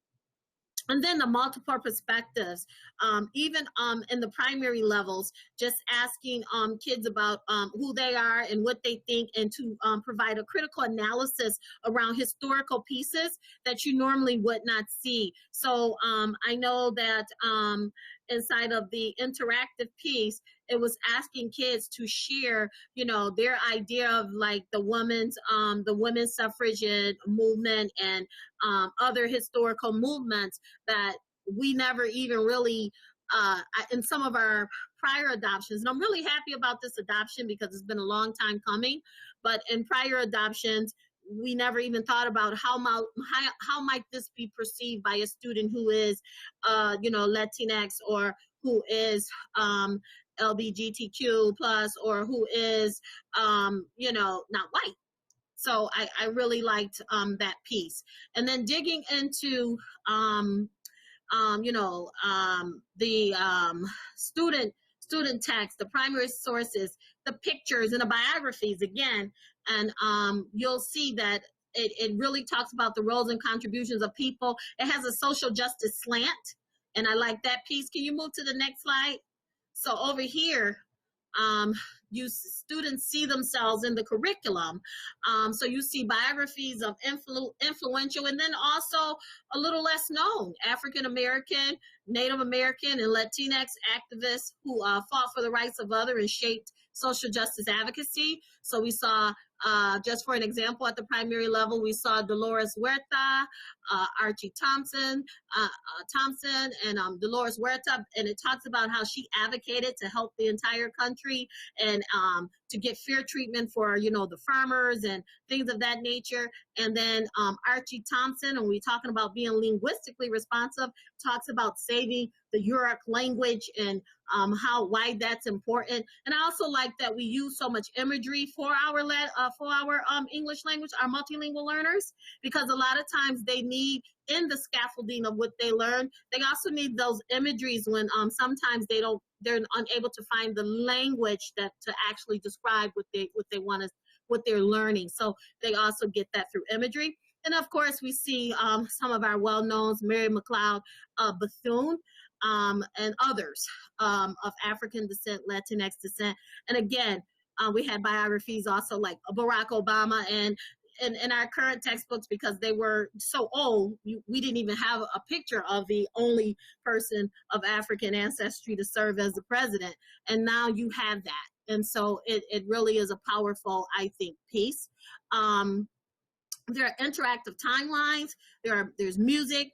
It encourages students to, engage using their various interests. So we know around culturally responsive practice, when we want to hook kids, we want to hook them on youth culture, but we also want to hook them on their own historical things that are important in their own historical background. I really had a great time. I went to one of the interactive musical pieces.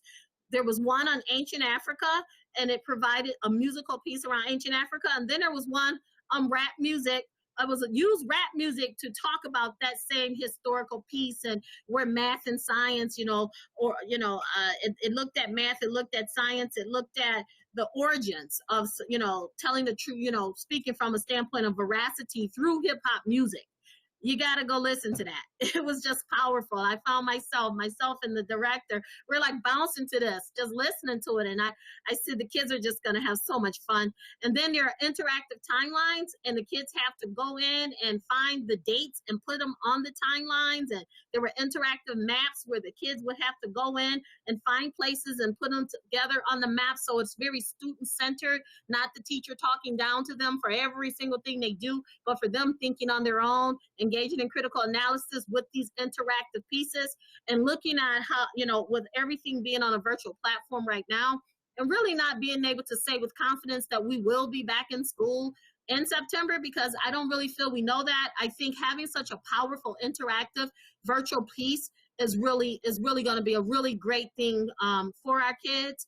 And the instructional activities are student-centered. So I thought, in looking at adoptions and what we've adopted in the past, books we've had in our rooms in the past, I think Pearson has gotten it over other companies, and they will improve as time go on, as we continue to demand that they improve. But I think we are eons away from where we were with equity in our textbooks, and having people who look like other people of color in the textbooks. I think we're eons away from where we were just 3 years ago. So it's my piece. Thank you, Dr. Morell. I really appreciate that. Absolutely. So, and Botticelli, thank you. Thank you, Ms. Botticelli. Thank you for the reminder, too. I appreciate the overview. It was really clear. I do just want to reflect back a few things, and then I'll turn to questions that board members may have. First of all, you answered a few questions that I had just in both your presentations about how this will expand and enhance our traditional offerings, as well as the way in which it engages multiple literacies and learning styles. I personally was really pleased to see that every chapter could be read aloud, which supports multiple learning, and the comprehensiveness of the way in which that equity is treated and culturally responsive. And it really is much more culturally responsive. I think it really hits on that thing of mirrors, windows, and sliding doors, which is a really important part of equity instruction. You know, students need to see themselves in text, they need to see others in text, and it can change things, as you pointed out, Dr. Morell, with social justice. So I appreciated all of those things. My only question at this point would be about how flexible this can be for ENL learners who do not speak Spanish, and also how useful it can be for teachers in special education to modify and use with students. So at the lower levels, they have leveled readers, which, so it's the same premise, the same historical event, but it would be at a different lexile. So those are opportunities for kids. As you said, many of the things can be, you can hear them. There are a lot of videos and things to get the idea across. I agree with Dr. Morell, the raps are very engaging, and they will help reinforce a lot of those concepts for our more auditory learners.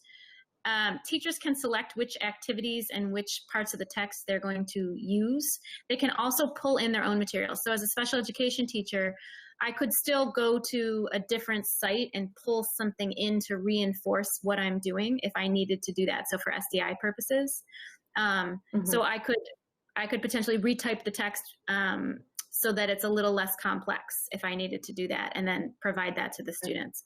And I do believe text can also be enlarged and the font can be changed and things like that. I can double check, but I think that's part of their UDL premise. Thank you very much. I appreciate that. Please go ahead. I like the idea of the scaffolding for our English language learners. And so Anne spoke a lot about that, you know, about scaffolding it to intervene at their level. And for our special needs children, that would also apply as well, based upon their readability level. But this will give this text, because there's so much included in this text, the teacher doesn't have to worry too much about, you know, not being inclusive in terms of equity, but can really focus on, okay, so how do I bridge the gap of literacy for my student learners who may not be able to, you know, who may not be able to understand this. But again, the music, that's also a way to learn, right? The imagery, you focus on visual, the visual learners and all of that. And a lot of our children, although, you know, linguistically, they may not be able to articulate understanding, but cognitively, their skill sets are high, very high for our learners. So we have to, you know, we have to understand, you know, how we're looking at language when we're actually working with our students. And I think by freeing our teachers up to focus only on scaffolding and on interventions, by giving them a sound, solid core reading program, you'll get that. You'll be able to see more scaffolding of these materials and more interactive use and culturally responsive practice with these materials. Thank you very much. I appreciate it. I can also verify for you, but I believe the immersive reader translates into other languages. So I was wondering. Yeah, I will double check. I appreciate that. That would make a huge difference. If it's UDL, chances are it does. But I believe it uses Google Translate, but I need to verify that. Okay, thank you. Ms. Belton-Cotman, I believe you have a question. Yes, thank you. Thank you. I'm very impressed with this. I had when Dr. Morell was here, I had an idea that it was going to be exceptional, and I'm pleased to see it. I have a question, however, about the high school social studies books. With that, because that seems to be a major issue in our high schools, our children passing that subject. And so, did I miss something, or are we working on rolling something out in regards to those students? So we always operate on a textbook adoption cycle, and this was one of the older textbooks that we have in the system. And we knew that because it was so out of date, it had to be a priority for us. Plus the students, it's such a foundational level of their understanding of the world we wanted to make sure that we were able to address that. I have to check the dates on the last social studies adoption. I think it was definitely within maybe the last 5 years or 6 years, but I need to verify that. I think it's 7+ years, if I remember right. I'm not sure if it's U.S. history or global though, because they were at different times. So I would just have to check. But well, we also use all I know is we have a problem in that area. Yeah, we also use New Visions for our curriculum and for global and U.S. history, which provides a lot of primary sources, a lot of graphics. They're the vendor that we worked with when we incorporated some of the 1619 lessons into social studies. So they tried to be as inclusive and culturally responsive as possible. We've been training our teachers on that curriculum for a few years now. And a lot of that, they've gone remote, so they've made their resources accessible online. But we, again, always have room to improve. I believe our current social studies textbooks are ebooks, but I can check for you. Thank you. Thank you very much. Mr. Hurd, you had a comment or a question? Yes. First of all, thank you for that wonderful presentation, Dr. Betticelli and Dr. Fatima Morel. It's I actually downloaded the Pearson Global School app, and I've been reading through it as we were talking, and it's a wonderful app. And I think this would be a great educational tool for us to go forward with, as a district. And far from what I learned in school and the textbooks that we have, I think this is a wonderful improvement, that can give our kids an understanding of what culture really is and how to move forward. Okay. Thank you very much. Thank you. So I don't believe we have any more questions about this, so I think we can move to close the Student Achievement Committee. I want to thank everybody, especially our district partners and my colleagues on the board, for looking at what are really complicated questions, but extremely important questions. I appreciate all of you. Thank you, Dr. Rivera. Thank you. Thank you. Thank you. As we move to the educational support meeting, we just need to make sure Dr. Tanja Williams is already on, and she will be first up, Mr. Hurd, for the Central Registration Center presentation. Then I will make sure that Mr. Fred Wagstaff and Mr. Jim Tyler are on for the Security Services Department, and then Cecily Owens and Michael House for the Athletics Department update. So you can begin with the Central Registration Center presentation, and Dr. Tanja Williams. Let's begin with this Educational Support Committee. And also, I would like to take the end of the committee, if anybody want to stay on, just reflect about things that's going on right now, take a minute or two after all the committees have spoken to just give a word of encouragement maybe to our community or maybe to a teacher or a student and an officer. Thank you.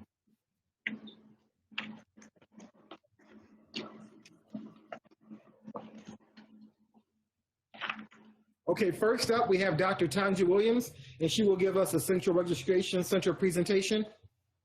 And we're getting the PowerPoint up. Hey, good evening, board members and Dr. Brown Hall. Boy, I was listening in prior to actually logging on, and I got to tell you, I was just really impressed.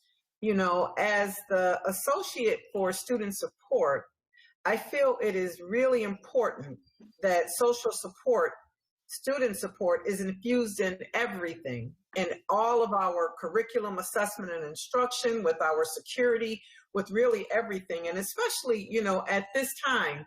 So, I don't look at placement as something totally separate from a lot of what Ms. Botticelli and Dr. Morel talked about, things like inclusiveness and patience and equity and social justice and, all of those things, to me, rise to the occasion in our student placement and registration department. So for this presentation, you won't see a whole lot of slides, but I will have a dialogue with you. And what I'd like to do is to be able to share with you some information as far as data regarding where we are at student placement and registration, talk a little bit about the access and equity and quality of services, and then quickly conclude with some of our opportunities for improvement. I wanted to share with you because I think people often think that 12 Ash Street, everything that happens there is student placement and registration, and it really is not. We're working really hard to change that narrative from just central processing, which is what it had been known as, central processing, the Central Processing Center, CRC, to really reimagining it into being a Buffalo Public Schools Welcome Center. And as a Welcome Center, there are 6 offices that actually sit over at 12 Ash Street. So we have transfers that happen over there. We do have central student placement and registration. We have our multilingual placement department. We have our special education placement. We have parent and family engagement. And finally, we have our McKinney-Vento office located over in that space. So there are 6 offices that are there. Tonight, I'm going to focus on student placement and registration, which is one of those offices that I was asked to share some information with you about. So you'll see at the bottom of this slide, you know, this is usually my slides are blue because blue aligns with education, but I wanted to share something that was bold and bright and visual. And beneath that beautiful little girl is really the mantra for my expectation and for the director that sits there, her expectation for all of her staff. And that is that every single school placement will have a lifelong impact on the child, be it positive or negative. And it is our desire for it to always be the positive. And so, you know, whether they are entering pre-K, because pre-K is where college preparation begins. And, you know, what we believe is that when, you know, there's a proper alignment with what a parent wants, where a child wants to be, and their educational success, it's a win-win. I put the picture of the little girl there because, you know, I'm always working with placement to help them remember, because you'll hear tonight about some data. They deal with a lot of paper, lots and lots of paper. And, you know, it can get lost in realizing that each one of those sheets of paper is a face. It's a child. It's a family. And the work that they're doing impacts that child and that family. And so I require that, you know, they always keep that at the forefront of what they do.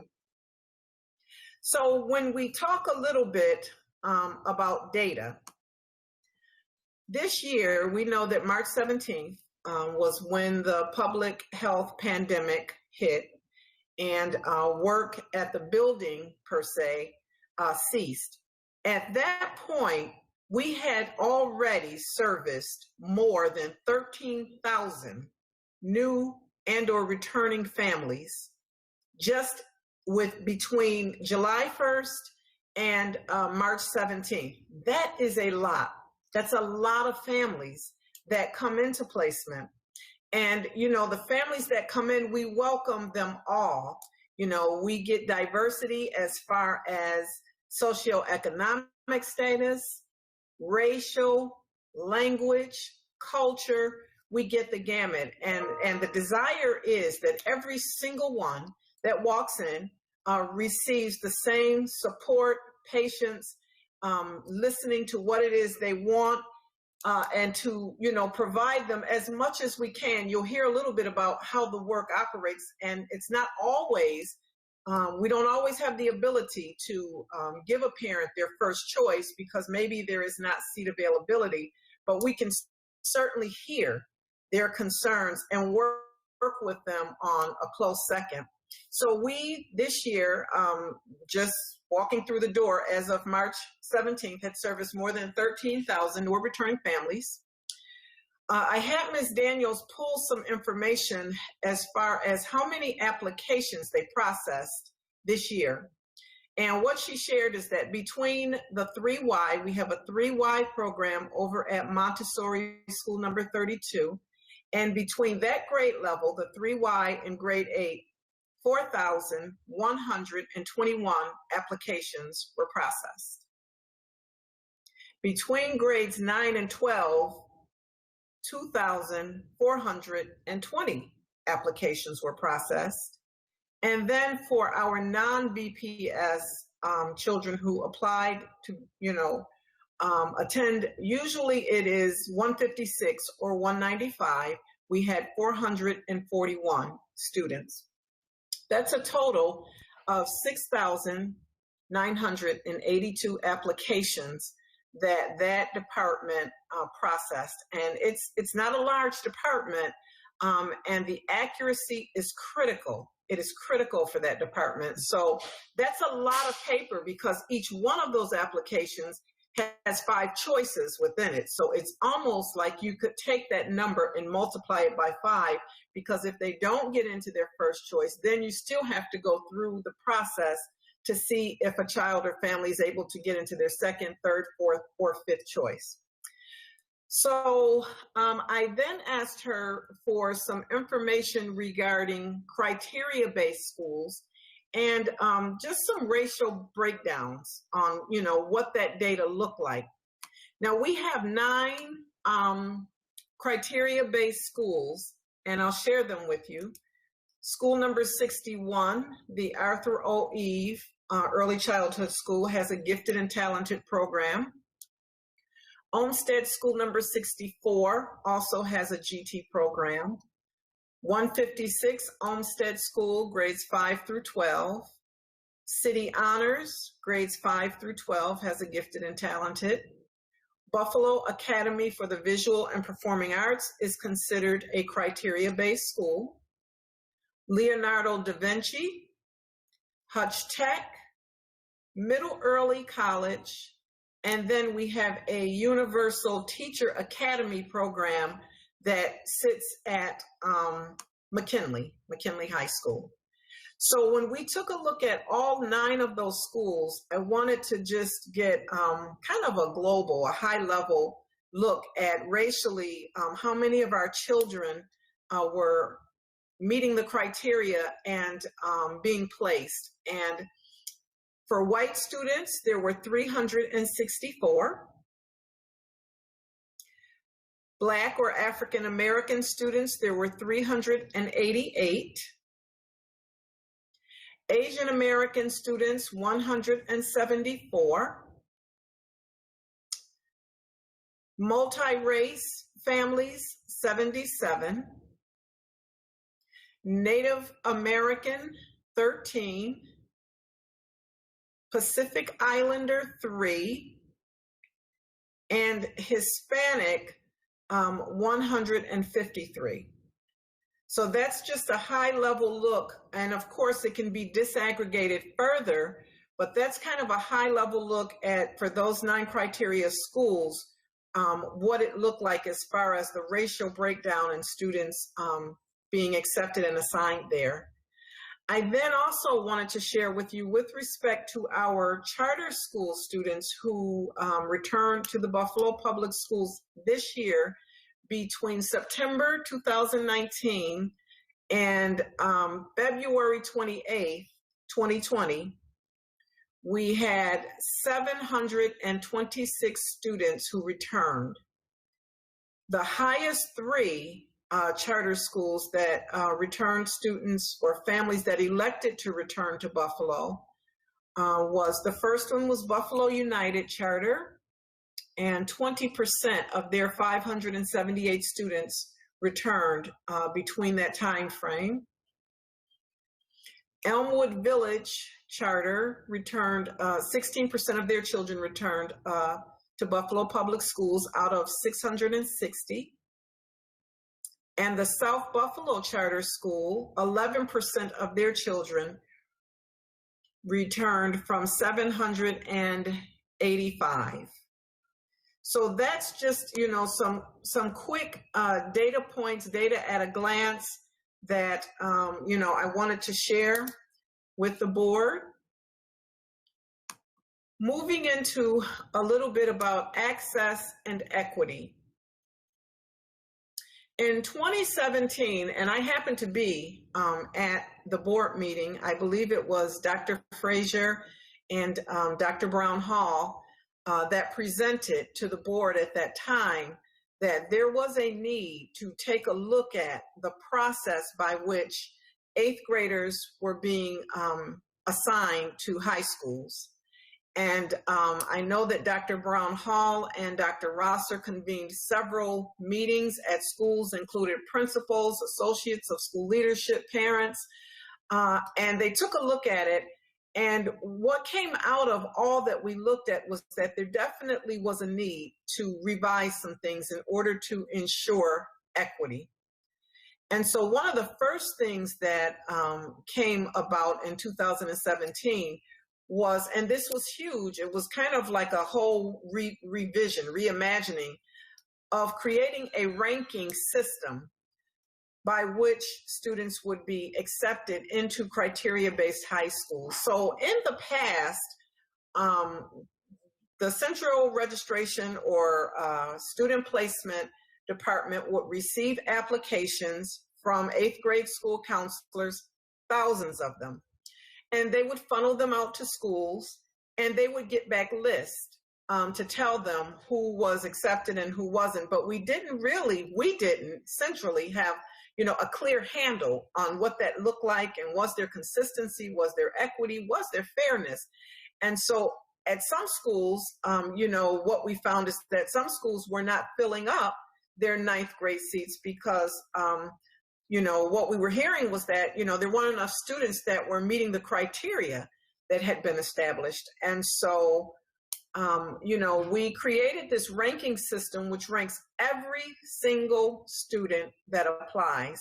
In essence, every student that applies is qualified for acceptance, because if we continue to move through the rank list, even if you're not in the top section of that rank list, we very well may get to your name. And so 9th grade seats are now full. We don't have that issue anymore, where 9th grade seats are going unfilled. Every student is qualified.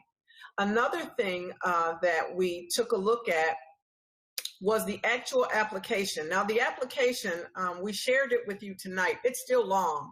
It's a very scholarly application, and we worked with a task force and with board member Scott on, trying to make that more parent friendly. And we're still continuing to, we want to have parents be able to make informed choices. So we try to put as much as we can in the application.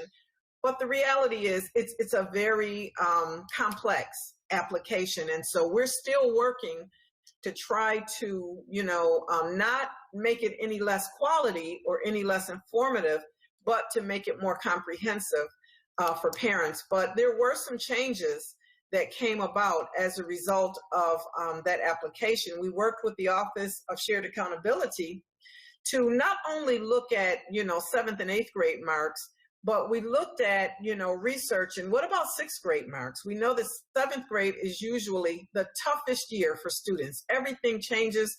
You're departmentalized. You've gone from 1 teacher to 6 teachers. You're transitioning to classes, and it's just a tough year. So we began, after the board adopted what was presented to them, we began now looking at 6th grade, 7th grade, and 8th grade to give students, more of an opportunity to really showcase who they are. We also took a look at the teacher evaluation section. And, it's a chance for students to really, if your grades may not reflect the potentiality that you have, this is a section on the application that students can shine, because it looks at those areas like effort and attitude and study skills and cooperation and maturity. And we expanded it from being only core area teachers completing it to them also having the opportunity to get someone outside of the core to complete it. So it could be a counselor, it could be a social worker, it could be a principal, but it's somebody that the child has a relationship with, that would be able to complete that.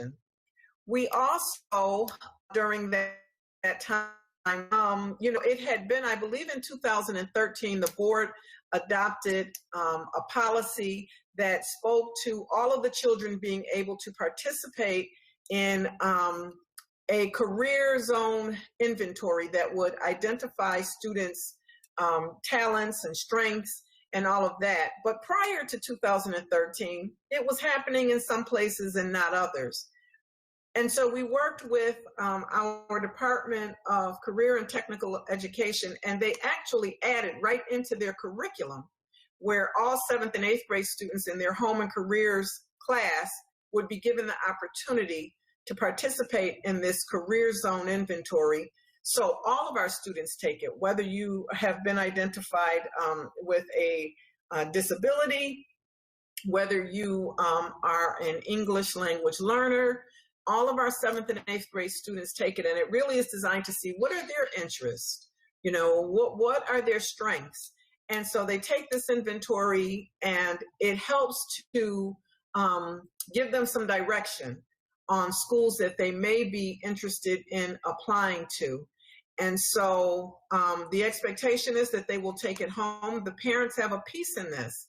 On the application, you'll notice, again, it's long, it's lengthy, but there certainly is a space for parents to sign off on, because the expectation is that parents are involved in this process, that we don't have children who are 12 or 13 years old, deciding, because oftentimes they apply where peers apply or based on a reputation of what they've heard about a school, and it's not really, a school that has a program that enhances their interest. The biggest piece about this is that for our CTE schools, we eliminated the process whereby they were able to, go in and to pick students that would be accepted into their schools. This career zone inventory really drives, students applying to those schools. And it's an equal process now at those schools. So for career and technical education programs, it's a lottery. It's a lottery. And so that was another change that came about to help equal the playing field. And finally, about, 5 years ago, we began to have a high school showcase. And it's an annual event. We've had upwards of, 900 families every year that we do it. We get students from charter schools that come out, private and parochial, and many of our kids and parents come out. And it's a chance for all of our high schools to showcase, their academic programs, their sports teams. So they have, the young men dress up in their football gear, or the young ladies with their cheerleading outfits. Emerson High School showcases cupcakes. It's a fun event, but it's a meaningful and an impactful event. And I believe the last one that we had, each year we get more and more principals that are coming out and are meeting with parents and able to talk about their programs, how many seats they have available, what the criteria looks like. And what I'm most proud about is that we have expanded it from really being a 7th and 8th grade event to really going back down to 5th grade. And so now we are advertising to 5th and 6th grade parents, because that's where the shopping should come in. We shouldn't wait, just like for college, we shouldn't wait until senior year to start talking with students about college. It should be progressive. And so we've been really advertising and getting younger and younger age students who come out to that event. So that has been good. And those are all things that we're doing to try to enhance, just leveling the playing field, leveraging our parents. So I'll take a pause here before I go into quality of services to see if there are questions.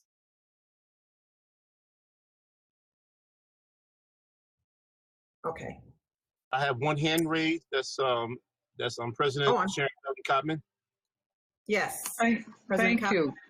Thank you, Dr. Williams, for providing this. I have a couple of questions in regards to the charter schools. Do you have, or can you provide us, what was the breakdown of the students that were returned as far as the data, their race, their identification, are they special ed or whatever? I'm curious to know what those numbers look like. Actually, for the purpose of our committee, our ad hoc committee, we would like a complete report of that. We need that information. Okay. We need a complete report on that. The question about, you provided the applications, but you did not provide the criteria associated with selecting the children that are associated with the application. In other words, the information that your staff looks at in order to determine who can get in there.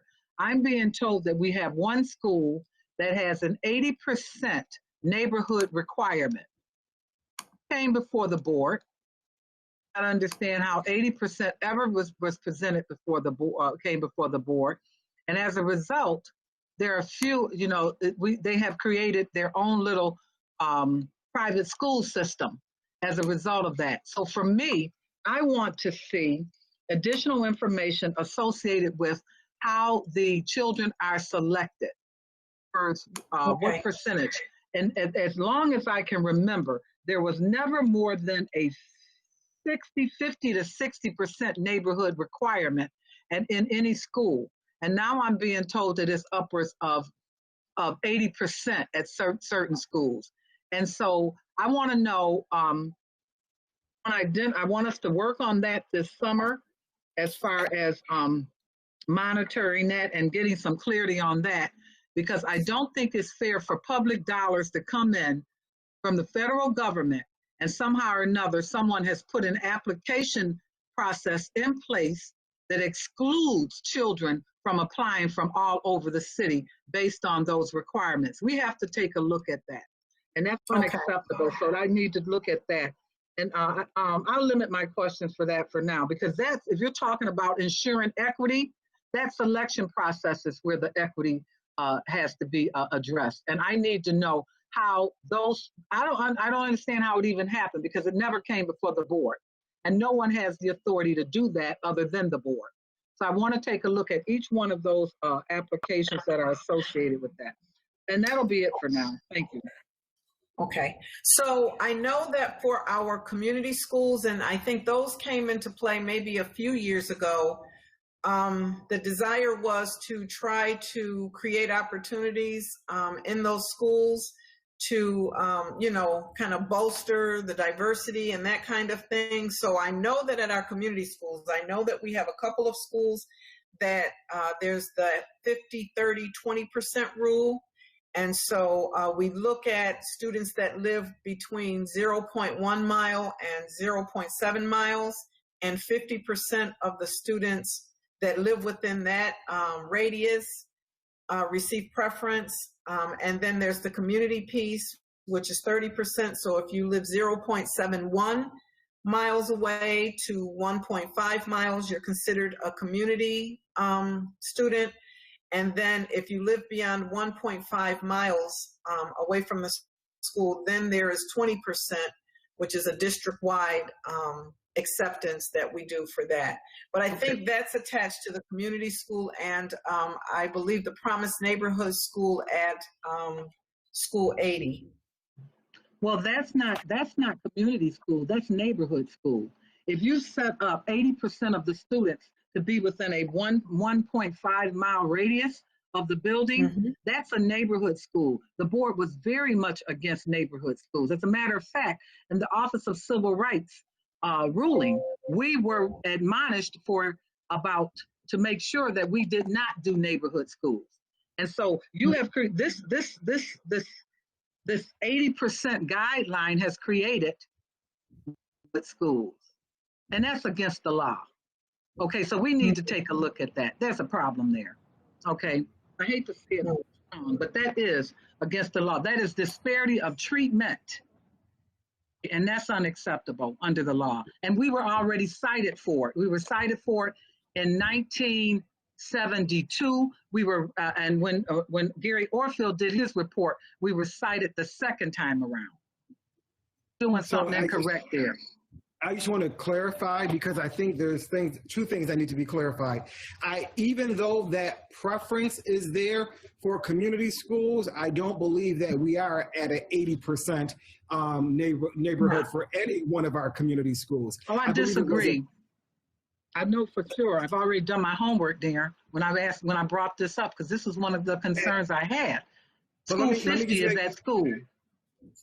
So we can take a look at that and, take a look at the data and see what the data is showing us. But I know for quite a few of our community schools, which several were underperforming schools, they weren't at that 80%. They can't be, because the community schools don't have students that live in that community that can fill those schools. We need to take a deeper look at this. If we're talking about a resolution of equity, and we have policies or we have procedures that are on the books that are interfering with children having equal access to education, this is a conversation that has to be had. Okay, and I appreciate the work you're doing. I know you work within the guidelines that are provided for you, but at no time was I ever told that we were looking at an 80% 80% community school guideline. We were clear to the superintendent that that was neighborhood schools. And we were clear that we were not going to be caught in that. So we'll talk more about that. But thank you so much for giving us a very good report. I do want to just clarify for the entire board, though, that's nothing new. Those guidelines that Dr. Williams is speaking of have been in place and have been brought to the board and discussed with the board numerous times. So that's not anything that was done behind the board's back. I just want to make that clear. Darren, my understanding was that we were never at an 80% ratio. And I'm sort of good with numbers. 60%, yeah, I remember that. Okay, but 80%, I do not remember 80%. And so that's a concern for me. It was always 50, and let me explain 30, 20. Something. Okay, it was 50, and, 30, 20. Correct. And let me explain something. If it exists, then we need to fix it, because that's not equitable. Okay, that's not. Okay. Okay, at this time, what we're going to do is let Dr. Tanya Williams finish her presentation, since we don't have any more hands raised. And this is something that we need to go into, maybe form an ad hoc committee to look into. But this is something that needs to be addressed. And instead of going on with it, I'll let Dr. Tanya Williams right now continue. Okay. So moving into our quality of services with our student placement and registration office, I'm very proud to share that, in spite of the pandemic hitting, they were able to process and assign all students to schools. And, the pandemic came at probably their busiest time. And I have to share with you, and I'm being very honest about this, I do not get complaints from parents who, are very much able to advocate, because I've heard in prior years concerns. I do not get the level of complaints from parents about feeling unheard, even before the pandemic, about long waits. And what that indicates to me is that that office is being extremely responsive and are appreciating the voice of our parents and caregivers. Even though, our offices have been closed, they have been working. I mean, it really is just quite something to see and to hear. They're volunteering, to go in. We're practicing social distancing and all of the safety precautions, but they are getting this work done. And it's not easy. It's complex. As you've heard, it's a lot. It's a lot of paper, but they're doing it. Also, I feel, under Ms. Daniels' leadership, have begun building trust by increasing information and transparency to parents and the community. I believe that sometimes the best comes out in people during times of adversity. And, I'm speaking about all of the staff. We've all, including myself, we've all been challenged to continue learning. We just heard from Mrs. Botticelli and Dr. Morrell. about all of the platforms that we have going on, and, you know, parents needing to find new ways, and children and us too, on how to communicate and keep the public updated. And we're all doing that. And so last Thursday, it was my first time ever going live on Facebook. So that was interesting. But Ms. Daniels and I hosted a virtual presentation to parents on the work that's happening over at student placement and registration through our virtual parent center and Dr. Reynolds. And, you know, we didn't know, because sometimes placement, you know, they take a hit. We didn't know what the response would be, but overwhelmingly, we had 942 hits, and it was overwhelmingly positive. We've implemented a system to have biweekly updates that I'm told has cut down some on parents feeling like, you know, things are being kept from them. We're keeping them updated. We do robocalls. We're trying very hard to make sure that during this time, in addition to the work that's happening over there, that we are still continuing to keep our customers updated on where we are in the work. Everybody knows, it's no secret, that the telephone system at that office, you know, it's been challenging because the volume of telephone calls that they received and the few lines that they had. And I'm happy to report that that issue has been rectified. Excuse me. We worked with IT, and we now have a call system that's in place, which allows parents, when they call that number, of course, the staff is working remotely, but they hear a message that informs them of that, and they get a response. They're able to leave a message, and they get a response phone call, if not from the director, from one of her supervisors over there within 24 hours.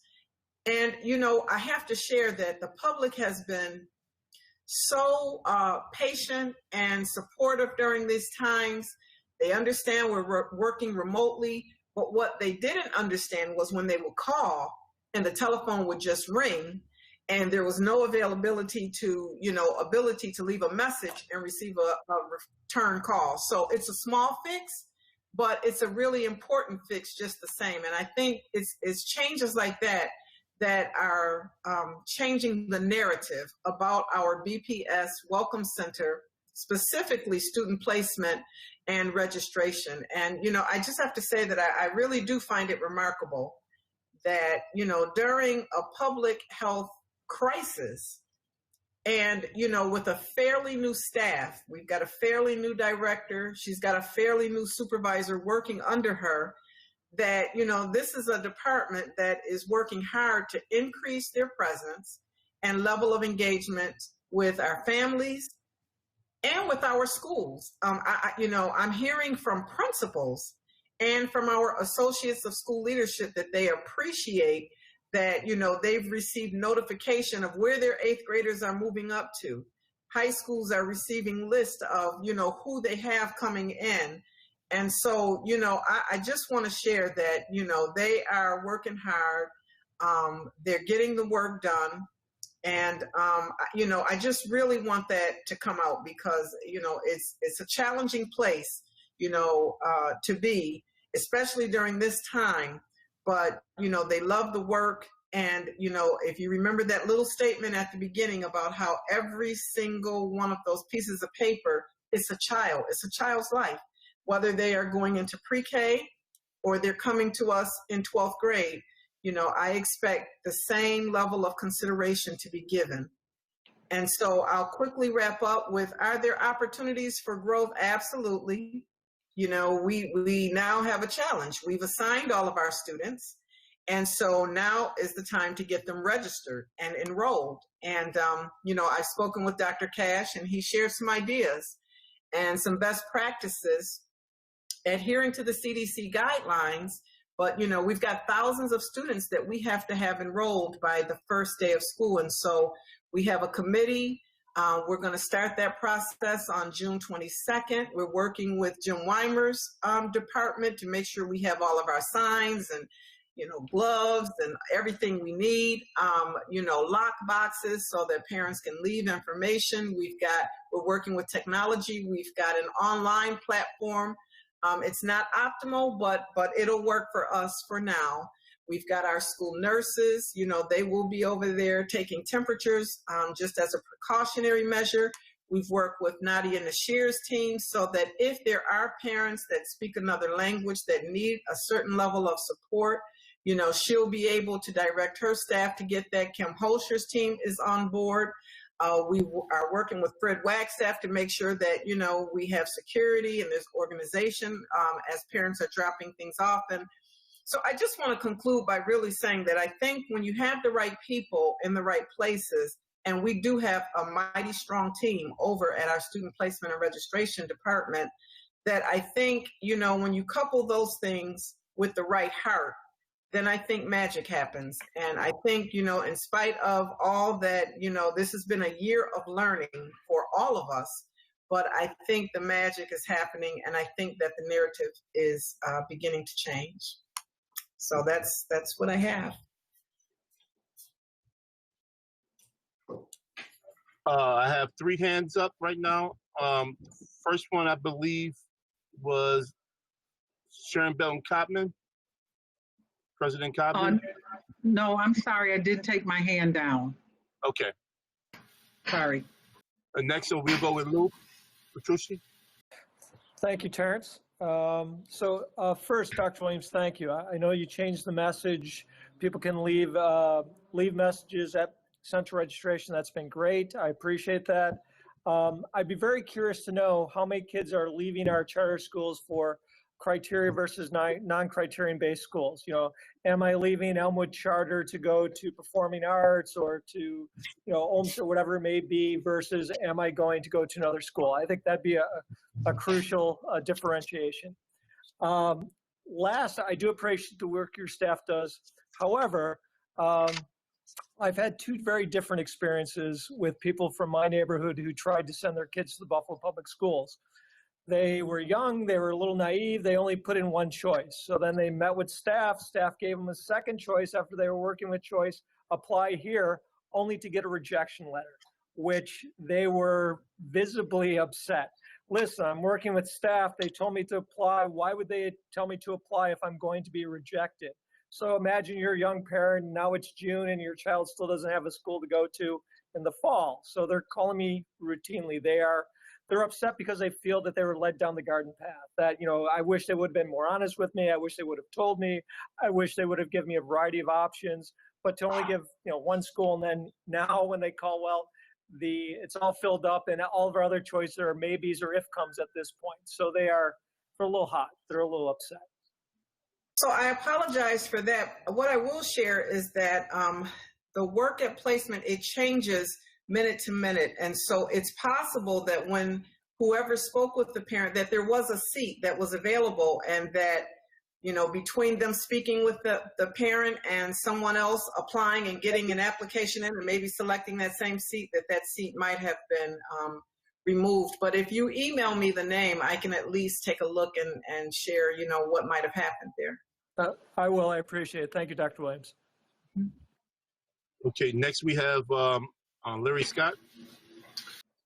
Thank you, Dr. Williams. I think I mentioned in a previous meeting that I really was impressed with the changes that are being made, and I'm feeling the difference when I hear from parents. They're feeling like their questions and their concerns are being addressed, and I'm hearing fewer complaints. And also commend you and Ms. Daniels for adapting during this time. Just for clarification on a couple things before I get to my one question. I just want to make, if there's people out there listening, young parents listening, when you apply for Buffalo Public Schools, I highly encourage you to pick 5 schools. Make sure you put 5 schools down. Don't just pick 1 or 2, because you will get into that situation where you end up with no school, and then you have to work to get something that's open. The charter school, the returning students, in regards to what Mr. Petrucci just raised, those are the numbers you gave us. Those are students that in middle of the year were at a charter school, and then exiting that charter school and enrolling in a Buffalo public school. It's not that they're applying to a criterion-based school and then getting accepted there and leaving the charter school to go to that new program. It's more that they've exited the charter school mid-year and they need a school placement and they turn to Buffalo Public Schools. Is that correct? That is correct. And last year we had one that closed. I believe the Aloma D. Johnson charter school closed, and so some of those students elected to return to the Buffalo Public Schools. But you are correct that they are not coming back because they've been accepted into a criteria-based school. There's another reason that they're coming back, and I'd have to do some disaggregation of the data and share that with the board on, specifically what the reasons are that they're returning. So then my last question, and I think you started talking about it. We have all these parents now, they're excited, they've gotten their acceptance letters, but they're waiting to register. So it sounds like your team is planning to have an in-person registration with obviously limitations and making sure that we're adhering to any safety precautions regarding the COVID virus. Is that what I'm hearing? It's going to be an in-person? Oh, it's got to be approved by Dr. Cash. The final way that we're looking at it, it may be something that's blended. It won't be totally in person, and even, so there could be a drop box conceivably where parents are dropping off documents, and then someone from placement is retrieving those documents and, doing the registration. And do you have a sense on when we'll have that known so that we can at least say to parents, give us until end of June, beginning of July? That's exactly when, the end of June. Okay. Yeah. Thank you very much. Okay. There's no more hands up. I would like to just say, Dr. Chachvilles, thank you, because I know I gave a long email on a list of things that we were asking for you to do with all the data. And thank you for taking the time to look into the data, some of these things out that need to be addressed. And so what we got from this, we want to identify the schools that's in violation of the 80% and also the schools that's close to it. I don't believe that if a school is close around that 80% mark, that we should be able to identify those schools and work with those schools also, so that so come to 80% or even come close to that. Another thing, I have a question about the applications there. So you're saying there are only 3 applications that we have for Buffalo Public Schools? So those are the applications of school choice. So if you are trying to transfer, there's another application if you want to transfer from one BPS school into another BPS school.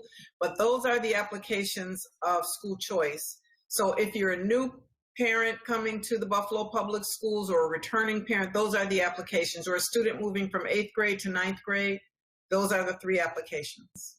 Okay, we want to make sure, because actually we was getting some comments about being multiple applications for different programs for criterion schools in a certain area. And I believe that President Bellingham touched a couple of those topics today already. So if we need to form a committee that can look into the process, we need to work together, maybe do the next board meeting to work for that. The purpose is the quality in the public schools. And through everything that's going on, through all of the groups that's in the city of Buffalo that's looking for equality within our school district and our taxpayers, we owe it to our shareholders and the children to make sure that equality is our focal point as we move forward. And the number 785 children that was returned back to the Buffalo Public Schools, that exceeded the number last year in a short amount of time. So it also shows the work that Welcome. And parents, yes. Can I just say, I just got a parent who text me, and what she asked for, Dr. Williams, was some sort of tutorial to help them navigate through the Office of School Placement system that would help them. So I just thought I would add that in since she took the time to send that through. Okay. That's excellent. Thank you. Thank you for that. Mm-hmm. We certainly will. Okay, thank you. Okay, and one thing that I did notice last year, because I spent a lot of time over Central Registration last year, a couple of meetings with the director there. And it seems that the department was very much understaffed. And I would like to prepare for that for the future because next year we don't know how it's going to be handled with the COVID and going to classes, returning to buildings or not. I believe it's going to be a bigger issue as far as the workload that's on the director at that program there. And being understaffed, I think that we need to address that issue and handle that so that it won't be such a crush at the beginning of the school year on the district itself, answering phones, talking to parents, and making sure the kids are enrolled. So I would like to see a better job or maybe a report that we can compose, and I'm sorry that Dr. Cash isn't here right now, that we can help levy that stress that's over there. Like you said, there are many departments that's at that location, and being undermanned is a tedious task for anyone to be subjected to. And I would like to see some type of improvement that we can go forward over there. I don't know if it's sending more employees over there at that time at the beginning of the school year or bringing in more people to be hired. That's something we had to look at with Kelly Daniels to see what she feel might be best fit, for that program. But I think that we can help ourselves, as a district and relations with families that we talked earlier about relationships and having the connection. So that'd be one thing that we can work at. Thank you. Thank you. Terrence, can I go on record to say that her department was really hit hard. The budgetary restraints that were put in place, be it whether it was selective or optional or whatever, that area has been truly hit hard. And I think with what we're going through with this, the COVID situation here is that's going to be an area that's going to need adds to staff. And I'm very concerned that the community leader pieces or the educational pieces associated with those have been changed or whatever. And I think that's something that we're going to have to take a look at, Dr. Williams, because we can't expect for you to provide resources for parents, particularly in a stressful environment, and you've reduced staff. We have to take a serious look at that. Okay? Thank you. Thank you. We don't have any other hands up. So at this time, thank you, Dr. Williams, for your report. Thank you for, like I said, once again, compiling all of that information for us and information about the charters. I know we're very specific in our messaging, and because we needed the information so we can move forward in our ad hoc committees and that we can move forward as address the issues as a board. Thank you. My pleasure. I'm always happy to talk about the good work happening over there. So my pleasure. Yes. And kudos to Kelly. She's been doing a great job. Great job. Thank you. Yes. So at this time, we will go to the athletic department update. I believe we'll start with Mr. House and Mrs. Owens. Mr. Security next. Security Services is next. I'll hold it to my heart. Pardon me? Security Services is next. Security Services, I apologize. Security Services Department, Fred Wagstaff. And we have Jim Weimer on the phone also. Okay. And thank you, Dr. Brown Hall and Mr. Hurd and board members. And thank you for allowing us this evening to update you on our components of BPS security. Tonight, my colleague, Executive Director Fred Wagstaff, is here, and he is going to bring us up to date on what the security department has been doing and what we're doing over this pandemic. There are a number of heroes that have been involved in what's happened over the past months. Fred Wagstaff is at the top of that list. He has been everywhere all day at any time of day or night to help us with students and families and security issues and everything else. So he has just been an amazing attribute to this district, and I want to welcome Fred, and Fred is going to give us an update. Hello. No, good evening, board members. How you doing? My name is Fred Wagstaff. Most of you know who I am and met me before. I want to tell you about the 3 components that make up the Buffalo Board of Education Security Program. Okay, that's designed to ensure the safety of staff and students and the BPS families. One, the first that I would like to start off is with school security officers. As I stated before, I'm the executive director. I have 1 supervisor of security, that's Lori Conroy, and I have right now 54 active school security officers. For males, 10 females,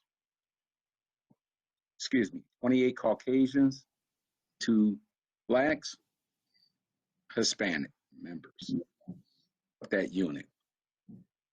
Also, we have. Sorry, can you repeat that, please? You kind of cut out. Your numbers? 4 active Buffalo Public School security officers, 44 male, 8 Caucasian, 22 for Hispanic. Have 4 mobile units, providing additional coverage throughout the district. Some of the training that Buffalo Public School security officers has undergone in the last 3 years are trauma-informed care training, restorative practice training, conflict resolution training, and this is all done by public schools, notably Nicole Bicema, under the direction of now Dr. Tanja Williams. They've undergone EDGE executive training, and that's dealing with when a kid is emotional, how a student's brain is thinking, operating. Wow, that's good. All security officers are CPR and community first aid trained. Mandated by the state of New York, they have to take an 8-hour annual security officer course. That's mandated by the state. As soon as I get a chance, as you know, Dr. Fatima Morel is very, very busy. As soon as I get a chance, because of the scheduling conflicts over the last year that we've had, her team, the security officers in the CLRT, or method, or basically cultural diversity.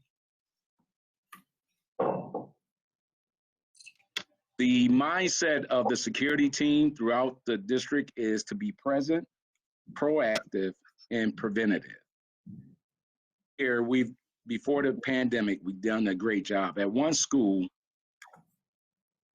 I believe they've gone down from about 80 formal suspensions down to about 5. So, take great pride in knowing that we played a major role in that. Component of East Buffalo Public Schools in ensuring the safety and security of students and staff. School resource officers. School resource officers are Buffalo police officers. To additional training to deal with kids, or students, I should say. They can work in and around the schools. Very big plus for the education. Police department school resource officers are responsible for responding to all 911 calls at all schools located in the city of Buffalo. Also private, charter, public, and Catholic. In close to 120 schools via Buffalo.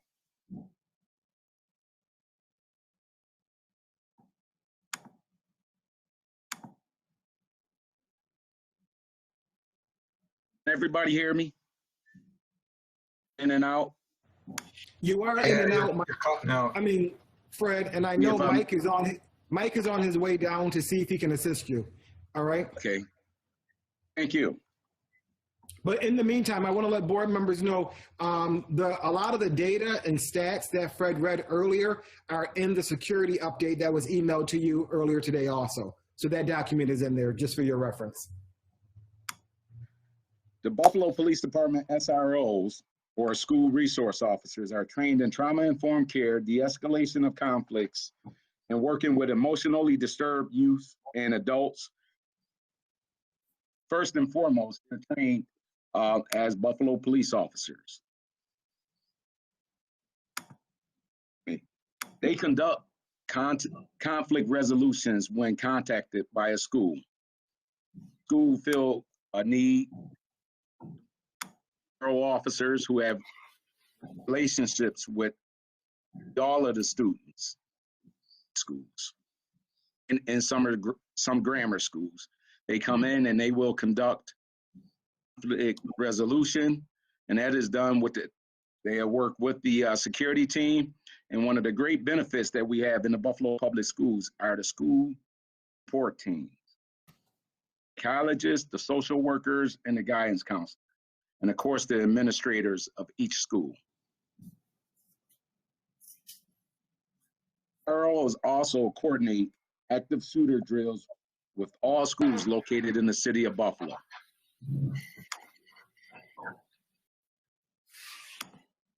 With law enforcement courses at East High School, and that's through the CTE department. Kids, after seeing the police officers in class and so forth, have chosen in law enforcement.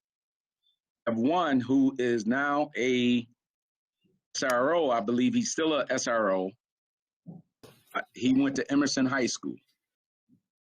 I remember years ago going to Emerson for lunch and he's saying, "Be a cop." That was about 7 years ago. He is now a police officer in the city of Buffalo. Play a big part in mentoring programs. They take it upon themselves to mentor kids.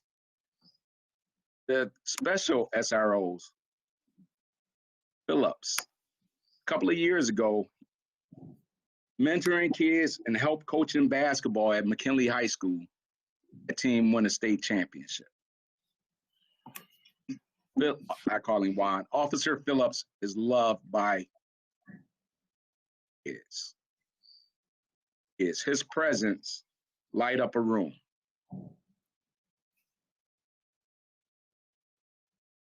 Great working relationship with the Buffalo Police Department in the form of the SROs, and they're led by Aaron Young of the Buffalo Police Department and guidance of, Commissioner Byron Lockwood. And also, Young has a lieutenant that works under him, and that's Lieutenant Craig, female officer. She does a great job as well. I want to say one thing about the SROs and work that they do. Give me 1 second at the door. That's Mike, who's going to assist him with his audio because it keeps going in and out. Mike?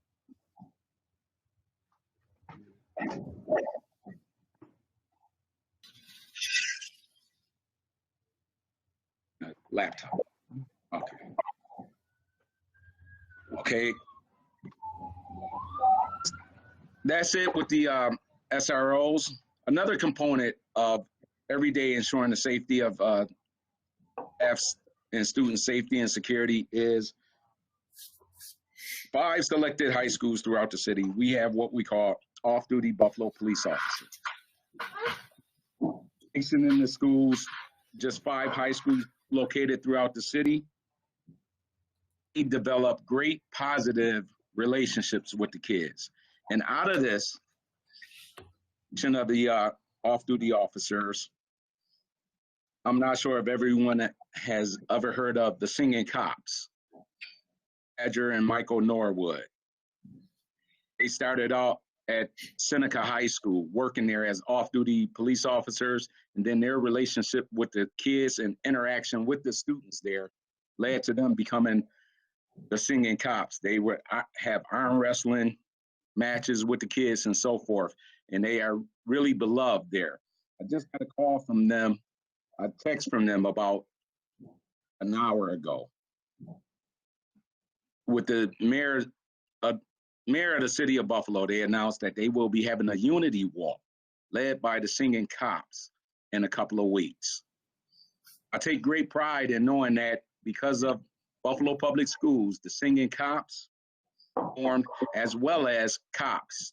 That's COPSS, stands for Children Overcoming Police Stereotyping Through Sports. That's led by Michael Badger and Michael Norwood, as well as a couple of other website that you can go to that you can get all the information. But that was formed right here in our Buffalo Public Schools. Last year they had a big flag football game at All High Stadium. Turnout. Kids, and they had the Buffalo Fire Department versus the Buffalo Police Department. You had students and families interacting with Buffalo police officers and Buffalo Fire Department firefighters. A great turnout. And I'm proud to say that that started because of Buffalo Public Schools, our utilization of those officers in our schools. Some of the security accomplishments over the recent months during this pandemic. The security force have worked the entire pandemic closures.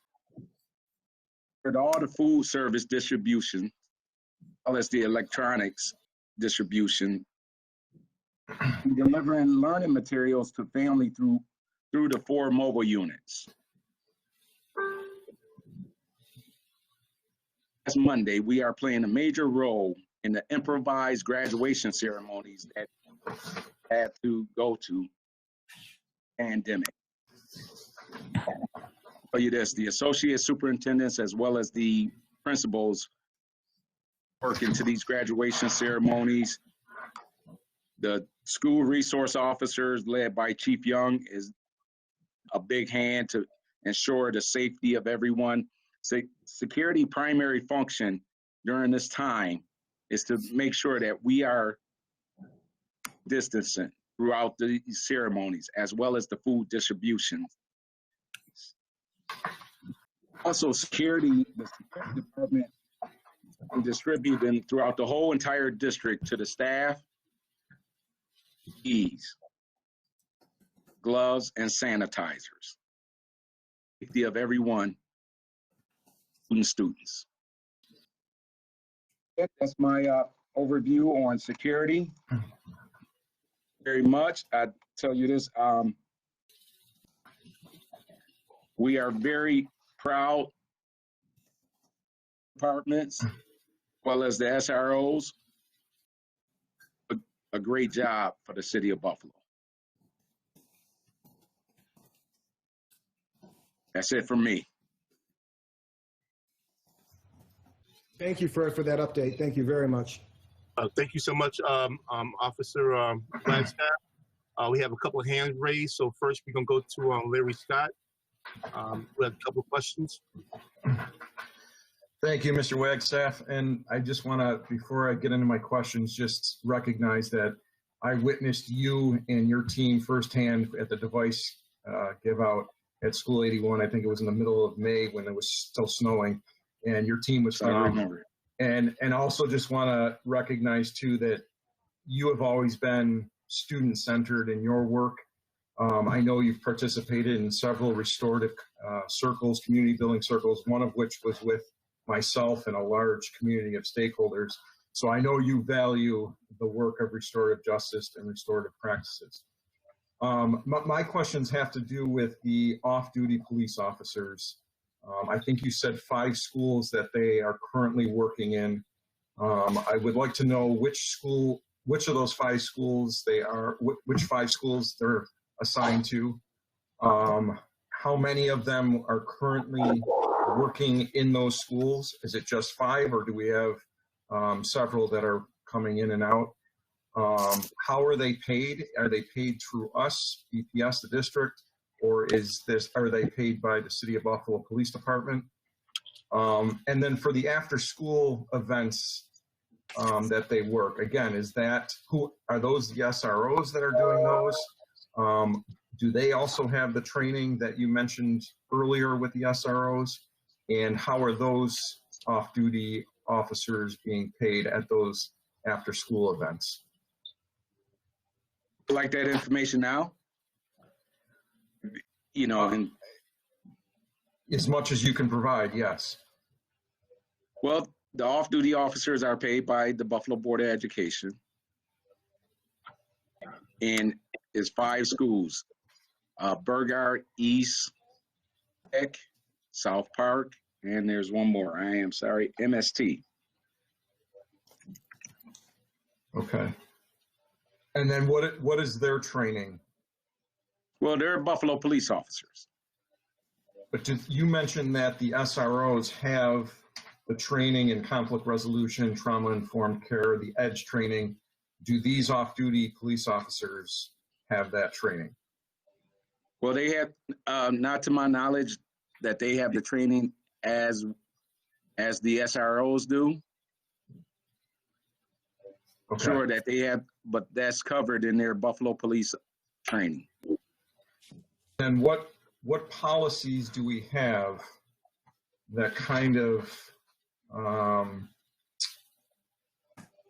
I guess, determine their role in our buildings? It seems like you have more collaboration with the other SROs that you mentioned that have this training. But it seems like these are Buffalo police officers that don't have the training, and the way it's sounding, they're operating kind of independently in the buildings. I'm just wondering what policies do we have to make it clear what their role and procedures are when they're in our buildings, how they're interacting with students, what's their role in the authority with the principal? Does the principal have authority over them in making decisions and calling the shots, or how does that operate? They are there to assist the administration if needed. However, at this time, we are going to be asking the district to develop a MOU with those officers, find their roles more. Okay. I think I'm going to. I just want to say one thing, Mr. Scott, because anyone in the building, ultimately, the principal does control the entire building. We've made that very clear, and they've made it very clear in their contract. So the principal is the one that is responsible and has the say in order. And the same thing with the security officers. They are able to direct them to make sure that the school operates effectively and efficiently. And so you mentioned contracts. So we have contracts with these officers? At the moment, sir. No. Not at the moment. And do we know how much we are paying them?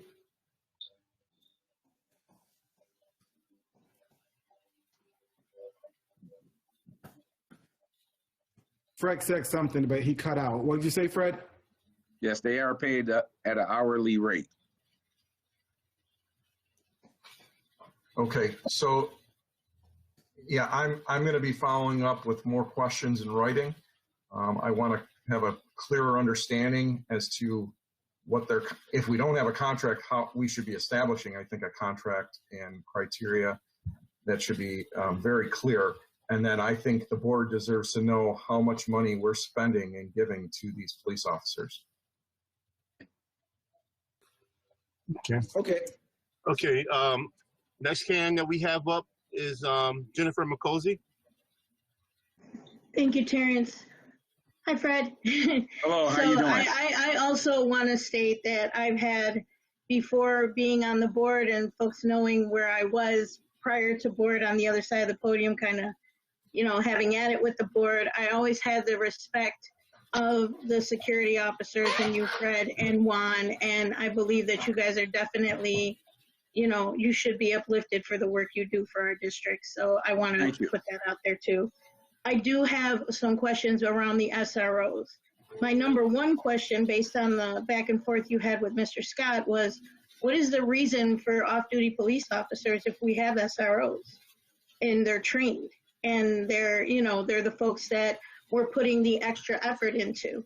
That question just really surfaced based on this back and forth because there's so much uncertainty around, you know, contracts and whatnot. I understand those schools might have more, you know, reason for maybe a little more security, but considering especially now the time and place, if we do have something going with the Buffalo Police Department and we are able to train those folks, then I would suggest that we utilize those folks in order to do the same, you know, the same jobs and the same tasks that the off-duty police officers are able to do. Knowing that we're not really sure what their training mechanisms are, you know, to have them working with our students and you know that they're maybe not be trained where we have our training in place, you know, it's a little concerning to me. So I want to put that out there publicly. I know this was probably given to us at some point, and I apologize, but maybe more so for the public and myself. The amount of SROs, where are they housed? Are they police officers that have their own special, like this is their job within the police department and that's it? So they're kind of on call for what happens with the schools, or do they share their responsibility while being a police officer in a district? So do they have to maintain kind of both responsibilities? You know, I just wasn't sure. I know I got into the conversation a little bit with Juan once before, but I really would like to know if they're housed within our schools, you know, how many per school?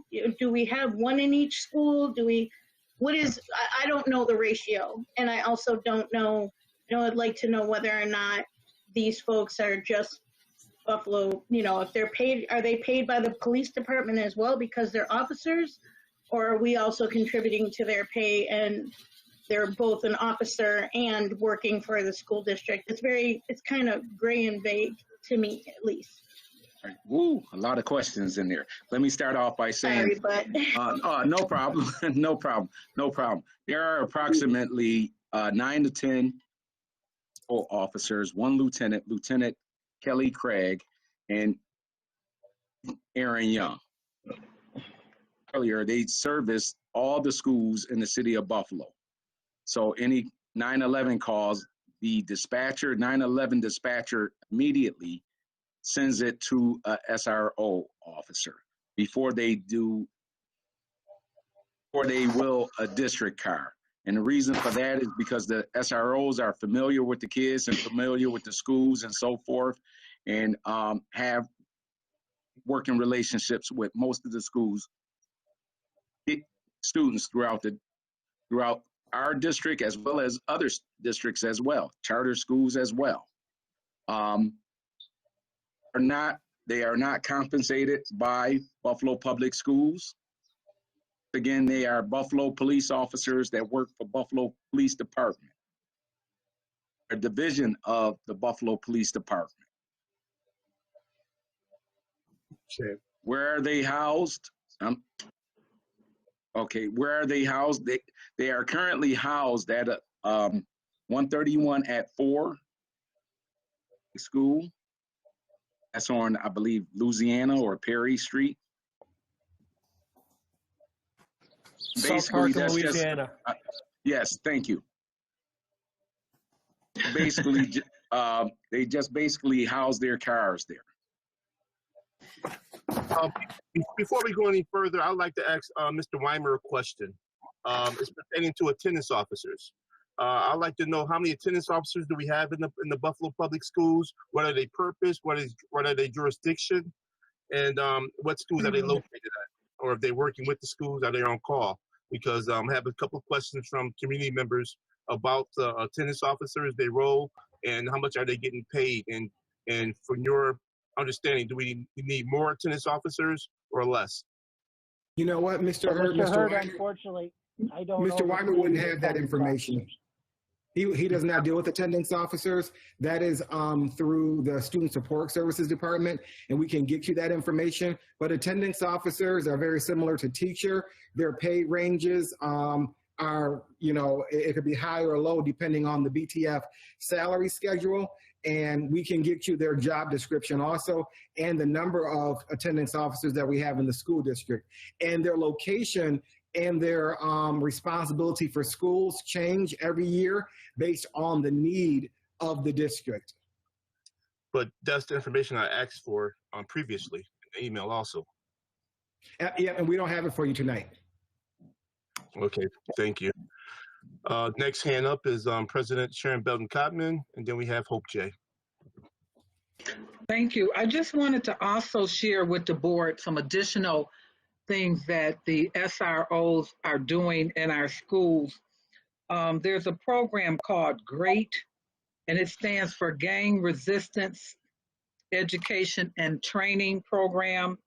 It's a national program, and it's taught by selective officers and teachers to help educate schools on better ways for students to resist gangs and to handle community issues.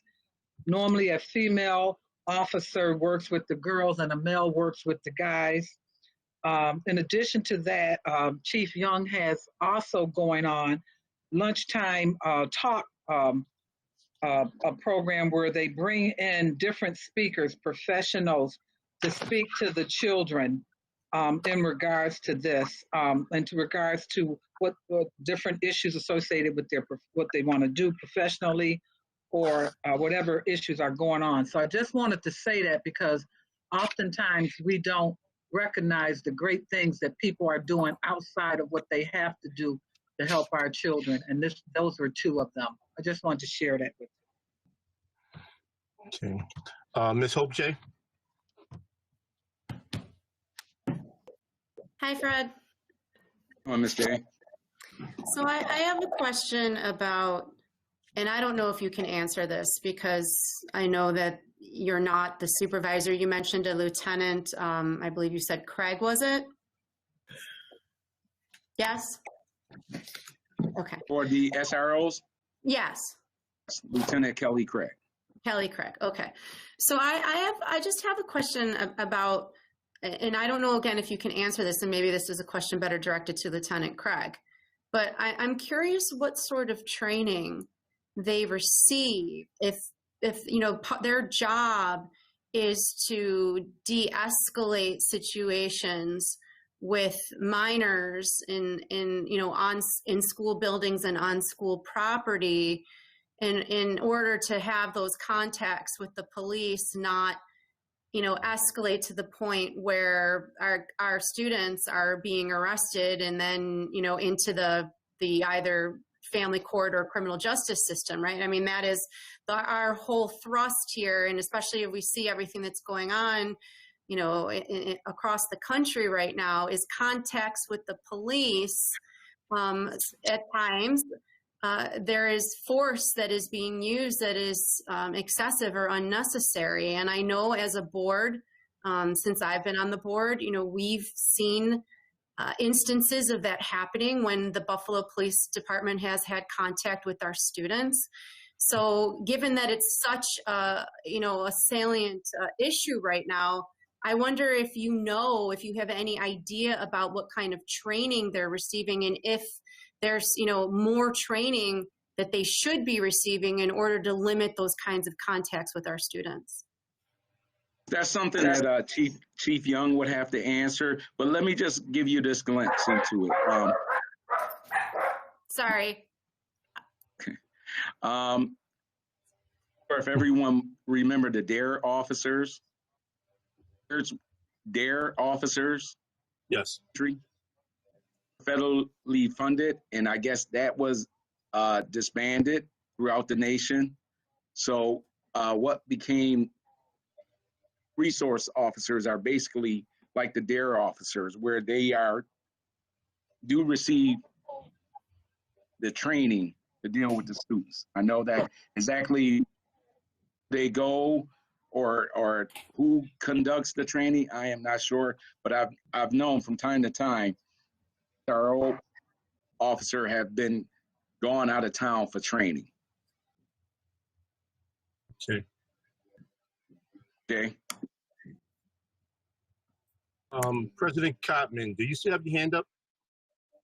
Yeah, I do. I wanted to share with the board that I received a call, and I was told that our MBK students are organizing a meeting for the June the 22nd, which is going to include the mayor. And I was asked to come, and I told them typically when the mayor works with the superintendent, I would be happy to sit in. The meeting is at 3 o'clock. I'll be happy to share the information. We have a 4 o'clock board meeting. However, I did suggest that they reach out to Chief Young and our officer, Fred, Mr. Wagstaff, and have them involved in the conversation. I'm concerned anytime our children are talking with our children, meaning children that are associated with Buffalo Public Schools, are talking with the mayor about police issues and that our staff is not involved in it. I think it's disrespectful to our staff members for that type of meeting to happen without having Officer Wagstaff there or Officer Young there. And I think that it is a great opportunity for us to get in front of this issue versus waiting for it. So I reached out to the superintendent, and I'm going to follow up. I want to make sure that we are not dragged along with this conversation, but we are a part of it. And that's what my concern is that if we don't talk to these young people or get involved with these young people at early onset, that we will probably end up with a situation that we don't want to be a part of because we weren't at the table. And so I wanted the board to know about that, and I hope that you guys agree with me that it's important that if our children are speaking to police officers about things that are going on in our buildings or things that are going on in their community, that we have representation there from the Buffalo Public Schools Security Department as well. That's what and if anybody disagrees, let me know, but I just don't feel that we should sit back and not be a part of this conversation if the children are having it. Thank you. Thank you for your comment. A little bit more of that momentarily. Right now we have Woods, who has a question. Yeah, I had wanted to speak on the importance of the SROs, and they are a model program that I think, given this teachable moment, that maybe they can help teach the Buffalo Police Department, the rest of them, how to communicate with our children, because they are role models for our children. You know, they are a presence that our children look up to, that they are a presence that goes to their games. They are role models for, when we speak about our children don't have males in the house and they don't have role models, here we have men in uniform who care, who are role models for our children. And I think we need to take their example, the singing cops, the marching with our kids, the training on trauma training, the training that they have on de-escalation. I think we need to highlight the success of this unit and how it de-escalates conflicts. And maybe we can get something that will train our police department, the rest of our police department, of how to interact not only with our students, but maybe with the rest of the community. I just want to commend the Chief Wagstaff and Captain Wagstaff and Chief Young, because I know Roscoe Henderson is a art figure, a leader who has programs to bring out the de-escalation, bring conversations between the white community, the Black community, to form unity. And he's one of those SROs. And the other thing, this unit does so many good things. Sharon was reading some of the programs I saw on today, the COPS program that was about teaching our kids to care. You know the COPS stand for. But I just know many of these people, these cops, these SROs, they walk around that school and they give those kids a sense of pride. They give them role models. They make a difference. And when we got gangs and situations going in our community, their presence helps our children feel safe. I just want to commend them, and I want you to understand the importance of the SROs, and maybe we can train Buffalo using their example. That's all I wanted to say. Thank you, Ms. Woods. Okay, due to time constraints, I'm going to speak on have a couple things to say about this going on. Officer Wagstaff and I have spent a lot of time with each other the last couple of years. Is that right? Yes. So we spent a lot of time at basketball games, football games, and youth programs working with kids. I'm in a unique situation because I'm a former educator in the city of Buffalo, and I'm a former officer, post-certified officer, to where I was a probation officer, parole officer, and dealt with kids and that had felony convictions. I also worked with the Sex Offense Task Force, the state police, the ATF, FBI, and the Sheriff Department. And I would like to say to all the departments that we work with that our SROs are the finest department of officers that I've seen that's been working with our children. These young men and women come out and volunteer their time with our youth. And I stand by that. And I know that right now that we have many forces in the United States that's talking about get rid of police officers out of schools. And we know that Rochester School District has recently removed their police out of schools. And I think people are reflecting upon that. But the reason why Rochester did it was because of financial problems. So we have to look at our situation to where our resource officers, which I'm proud to say that one of them is one of my former students, one of the singing cops, Mike Norwood, and another one, Mo Badger, who we helped raise.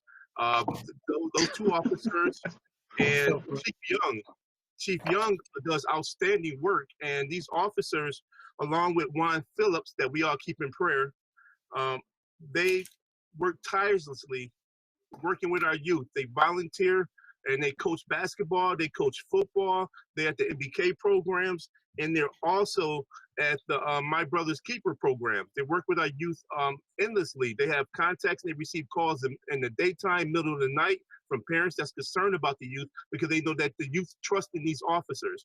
Buffalo is in a very, very unique position right now with working with Fred Wagstaff and his officers. We watch them at football games, how they work together. And I can honestly tell you that when I go out to a football game, say maybe in St. Joe versus Canisius, you may have 50 armed officers that's being paid to be at these games with dogs.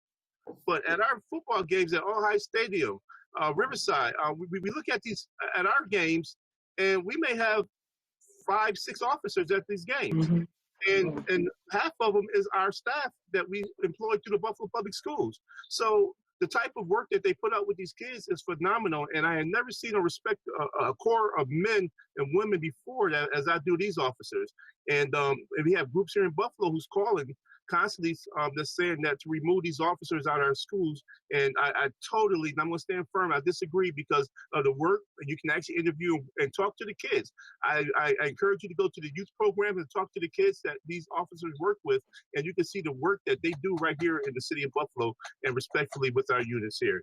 So if anyone else has another question or anything else they want to say, I can tell you Chief Young is always on call. You give him a call.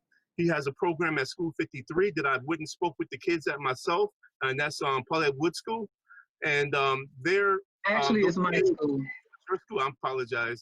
And those kids respect Chief Young, and they work together and they look forward for year after year programs. And he was doing this even before this department was formalized.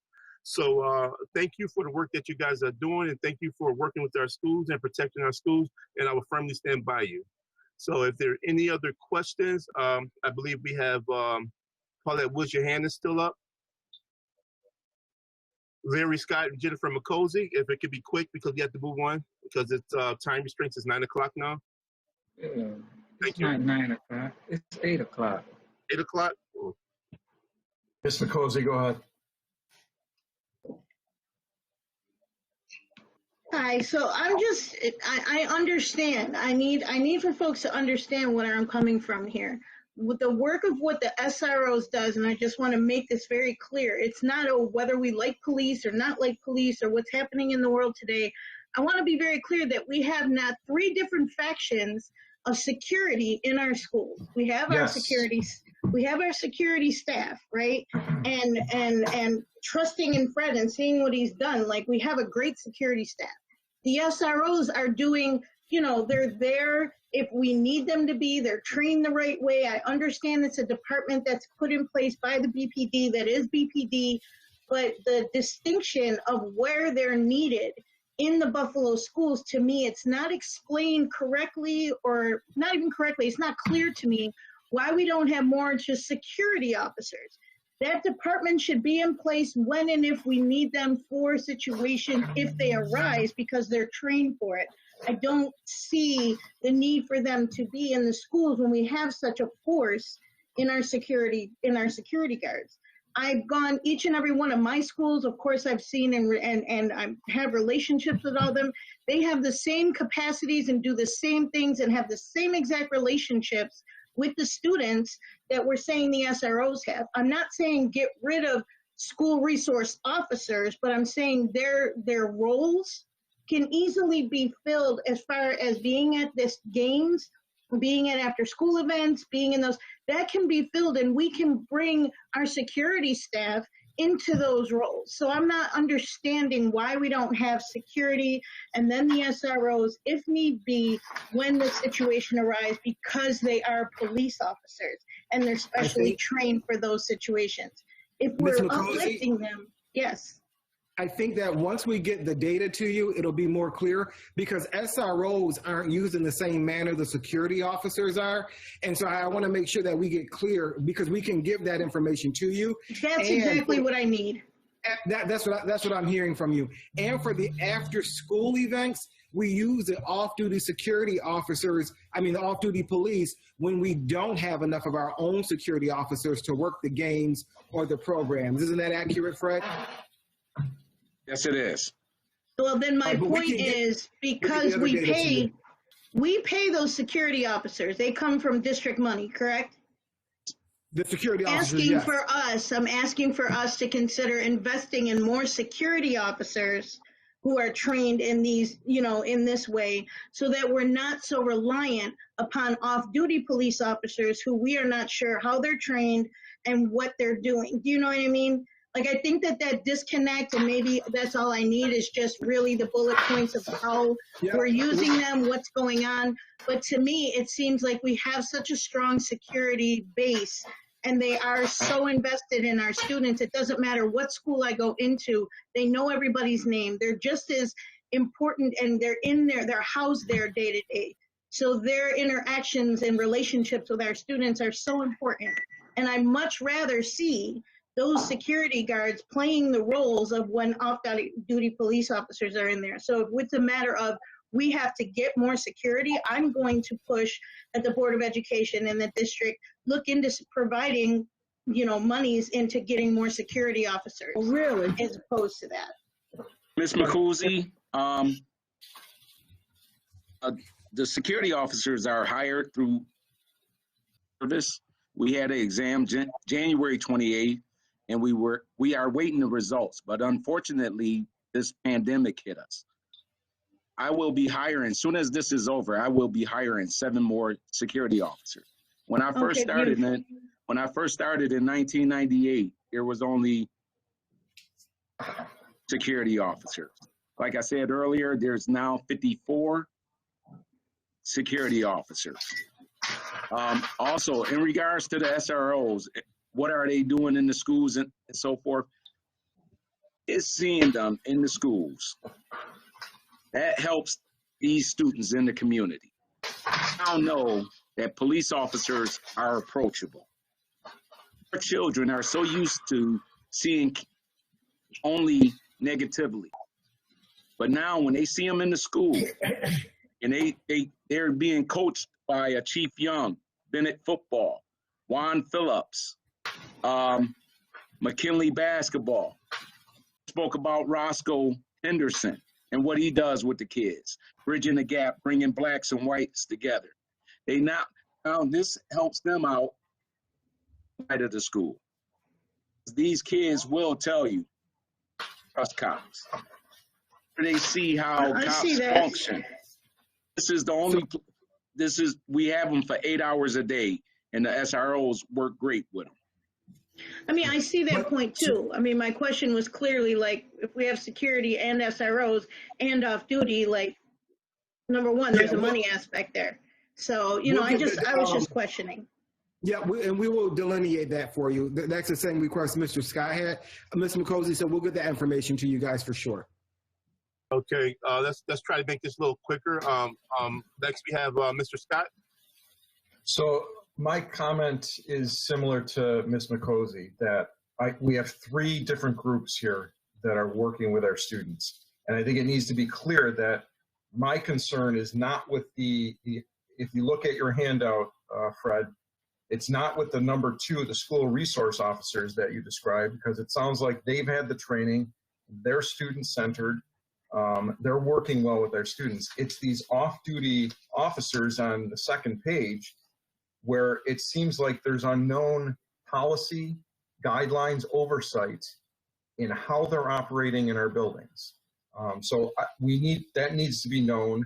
I'm very concerned, as Ms. Hope J alluded to, that there have been issues with how police have dealt with our students in our school buildings.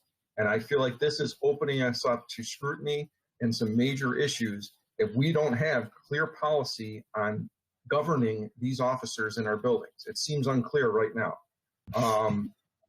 And lastly, again, just reiterating, I want to know how much money Buffalo Public Schools are spending on these off-duty police officers while they're in our schools at after-school events. We know that the city budget for police has gone up every year with the exception of this current school year, budget year, and we've received nothing. So their overtime costs, I hear, are rising every year. And so education isn't getting more aid from the city of Buffalo. And here we are turning over money from our district to the police officers, and they're getting more money. So I'm concerned about that. Can I have not the payroll department, but the purchasing department, get those figures and I can get those to you? Thank you. That'd be fine? Yes, thank you, sir. Okay. Yes. And Paulette Wood, is there another question or? Yes. I'm listening to the questions from Mr. Scott and from Jen, and I'm just a wee bit confused because I hear Jen saying she understands the good work that the SROs are doing, and I heard her say she wanted to increase security. The SROs don't cost us a dime. They are not on our payroll. So I don't even know why that is an issue. The off-duty officers are.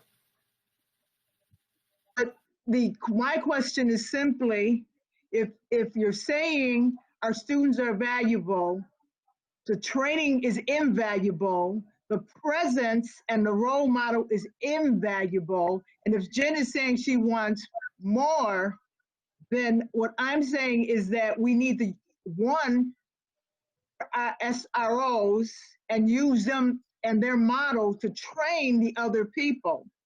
Yes.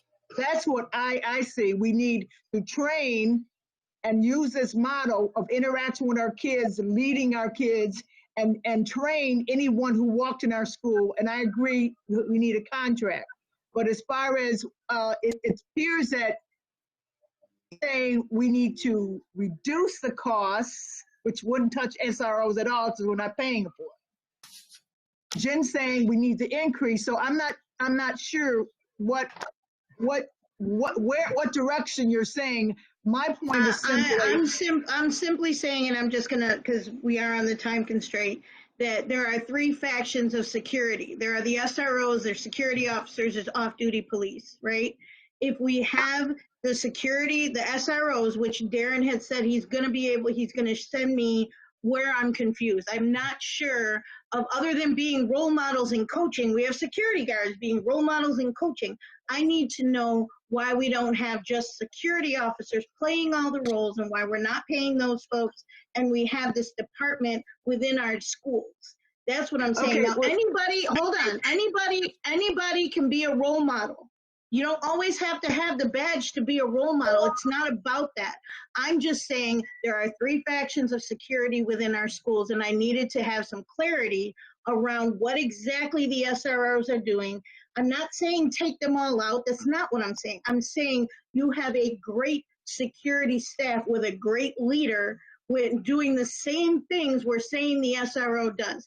Budget-wise, yes, Paulette, I see that. Budget-wise, it would cost the district more, but having the police in our schools, other than being role models, I need more clarity as to what their actual role is and whether or not they're a division that can come in only if needed as opposed to being there coaching. You don't have to be a paid police officer having a department to coach. You can Jen, coach on your own time. Jen, I just want to say very simply, increasing costs and turning away free services that is making a difference in our children's safety doesn't seem like a sound direction. You're not getting my point. You're not understanding my point, and I'll let Darren help me out.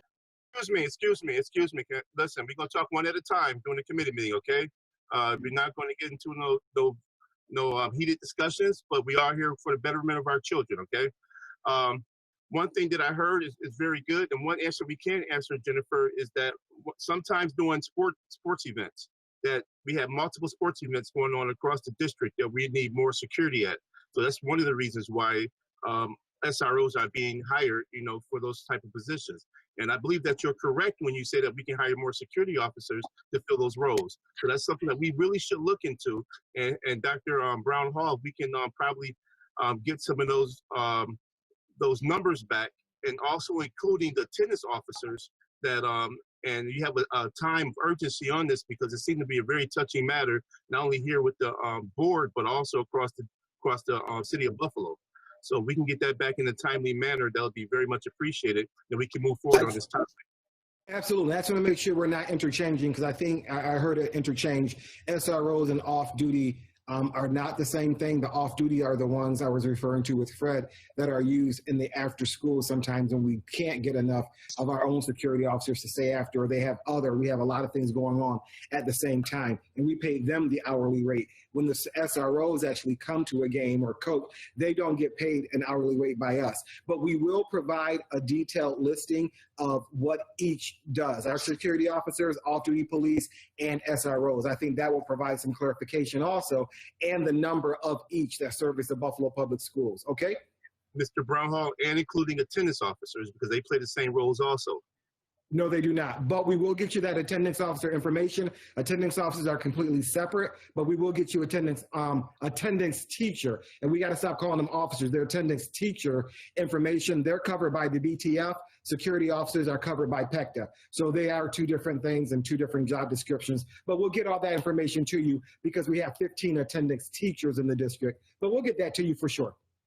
Okay, thank you so much, sir. And now, are there any more questions? I see a couple more hands up still. So if it's something that's needed to be addressed, we'll go forward. Kathy Evans-Brown, doctor. Thank you. I just wanted to provide an observation. Today there was a brief press conference by Mayor Brown, and the 2 singing cops were there, and he called them model cops. And I just found out listening to this conversation that the singing cops worked in our schools. And so I just think it's an opportunity that, it goes back to what President Kottman said earlier, that it provides, an opportunity for Buffalo Public Schools to be in the limelight of displaying that these cops do work in our schools, and their presence is critical. That COPSS program, that's an interesting concept. I didn't know about that. So my observation is that we need to seize this opportunity and show where these SROs are critical. And like I think Paulette said, perhaps this could be a model to other police officers in the city and other cities. Thank you. Okay. Well, I really believe that the biggest thing we can take out of this is that I'd rather for incidents that goes on within the school districts, that's including Buffalo Public Schools, that's including charter schools and private schools, I'd rather have SROs respond to these type of incidents than an officer that's coming off the street that may be going through some things throughout the day or in their life that have received the type of training to work with children in diffuse situations, handle our children than street officers. So let's keep that in mind, and that these officers do have relationship with our children, they're working with our children, and that they are an asset to what we're doing here in an education. Thank you. Officer Wagstaff, thank you for your time, and also you're welcome. Thank you for your presentation. It's very much welcome, and I believe that we'll be talking to you again in the future very soon. Welcome. Have a nice day. Stay safe, everyone. Thank you. You too, Fred. Thank you for what you do, Fred. Thank I you. bless you and thank you. Mr. Wilmers also for your Thank you, Fred. And Jim. Thank you. Thank you, Mr. Hurd. Last, we have the athletic department who's going to give us an update, and then we're going to take questions after they give their update. We have Ms. Cecily Owens and Mr. Michael House. Can you guys hear me? Good evening. Good evening, everyone. Good evening. Can you hear me? Good. Thank you for this opportunity to allow us to give you an update from the athletic department. We are excited to be representatives for the Buffalo Public Schools Athletic Department under the leadership of Dr. Cash. I would just like to start by saying we are operating out of 4 goals, and those goals rest on access, equity, equality, and opportunities. So our first goal, higher student athlete achievement and college readiness. Our second goal, our athletic facilities. Our third goal would be highly competitive athletic programs. And our last goal is highly effective coaches. Now, there are some things that we have in place, some systems we're putting in place under each that we're putting in place, and we're moving towards putting a system around it, revising it, redesigning it, and reimagining it. So I'd like for Michael, if he doesn't mind, to talk about what are we doing under higher student athlete achievement and college readiness. Sure. Thank you, Cecily, and thank you, everyone, for this opportunity to be with you tonight. For goal number 1, several action items and things that we're doing to implement and attain those goals would be working with our guidance department to help develop a data tracking and monitoring tool so that we can track the academic progress of our student athletes to help package them so that they can qualify for Division I and II scholarships. And where are our students going? To Division III schools, junior colleges?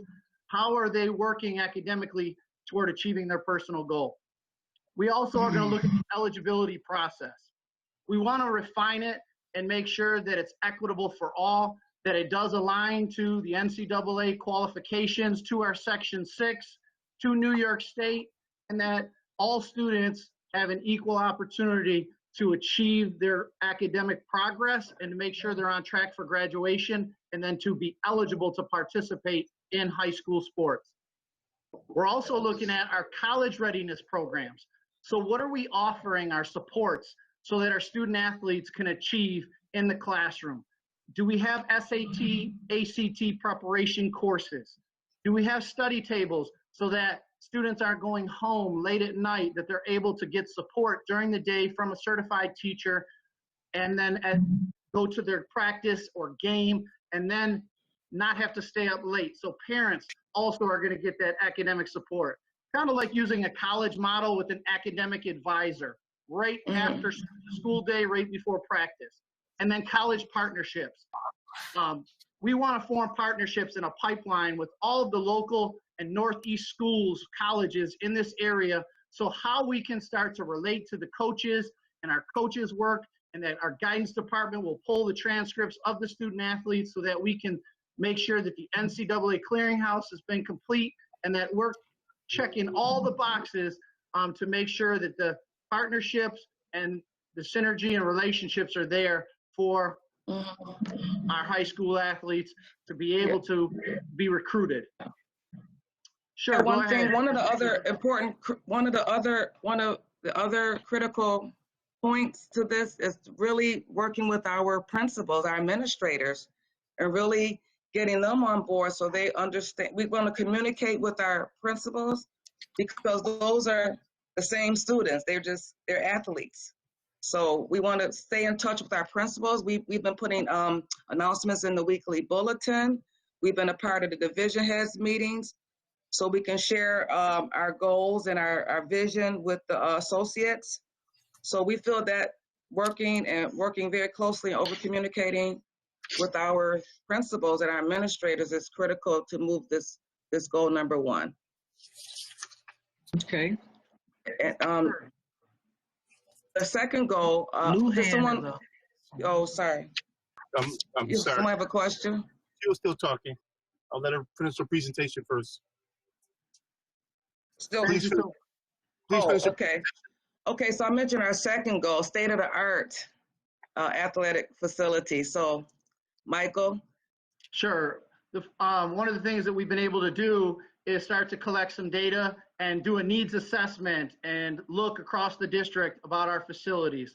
Take a look at the gymnasiums, what type of condition are their fields, do safety inspections and audits to make sure that we are in compliance with high school NFHS guidelines, and to really look at the quality of our facilities.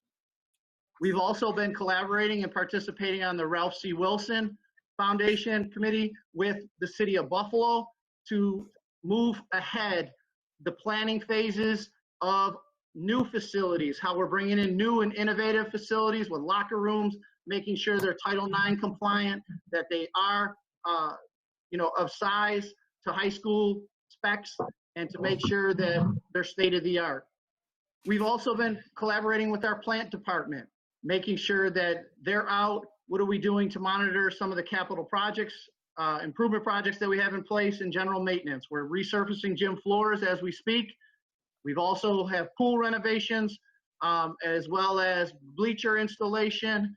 We're moving things forward, trying to really see what we have and working with all of stakeholders to make sure that we're putting state-of-the-art facilities in place for our student athletes to have peak performance. Goal number 3. Go ahead, Michael. Go ahead. Sure. Goal number 3 is highly competitive athletics programs. So for the first time in 10 years, we're very honored to report to everyone that our athletic council, we now have 4 members on our athletic council that is meeting with Section 6 quarterly, bi-monthly, approximately 8 times a year. And the principal's rep is Carlos Alvarez. Our male rep is Stevenson McDuffie, head football coach at Bennett. Cecily Owens is our superintendent rep, and then myself is our female rep. So for the first time in 10 years, we now have 4 members that are at the table, building relationships, voting, supporting our student athletes and coaches on critical decision-making within Section 6. Fall sports schedules.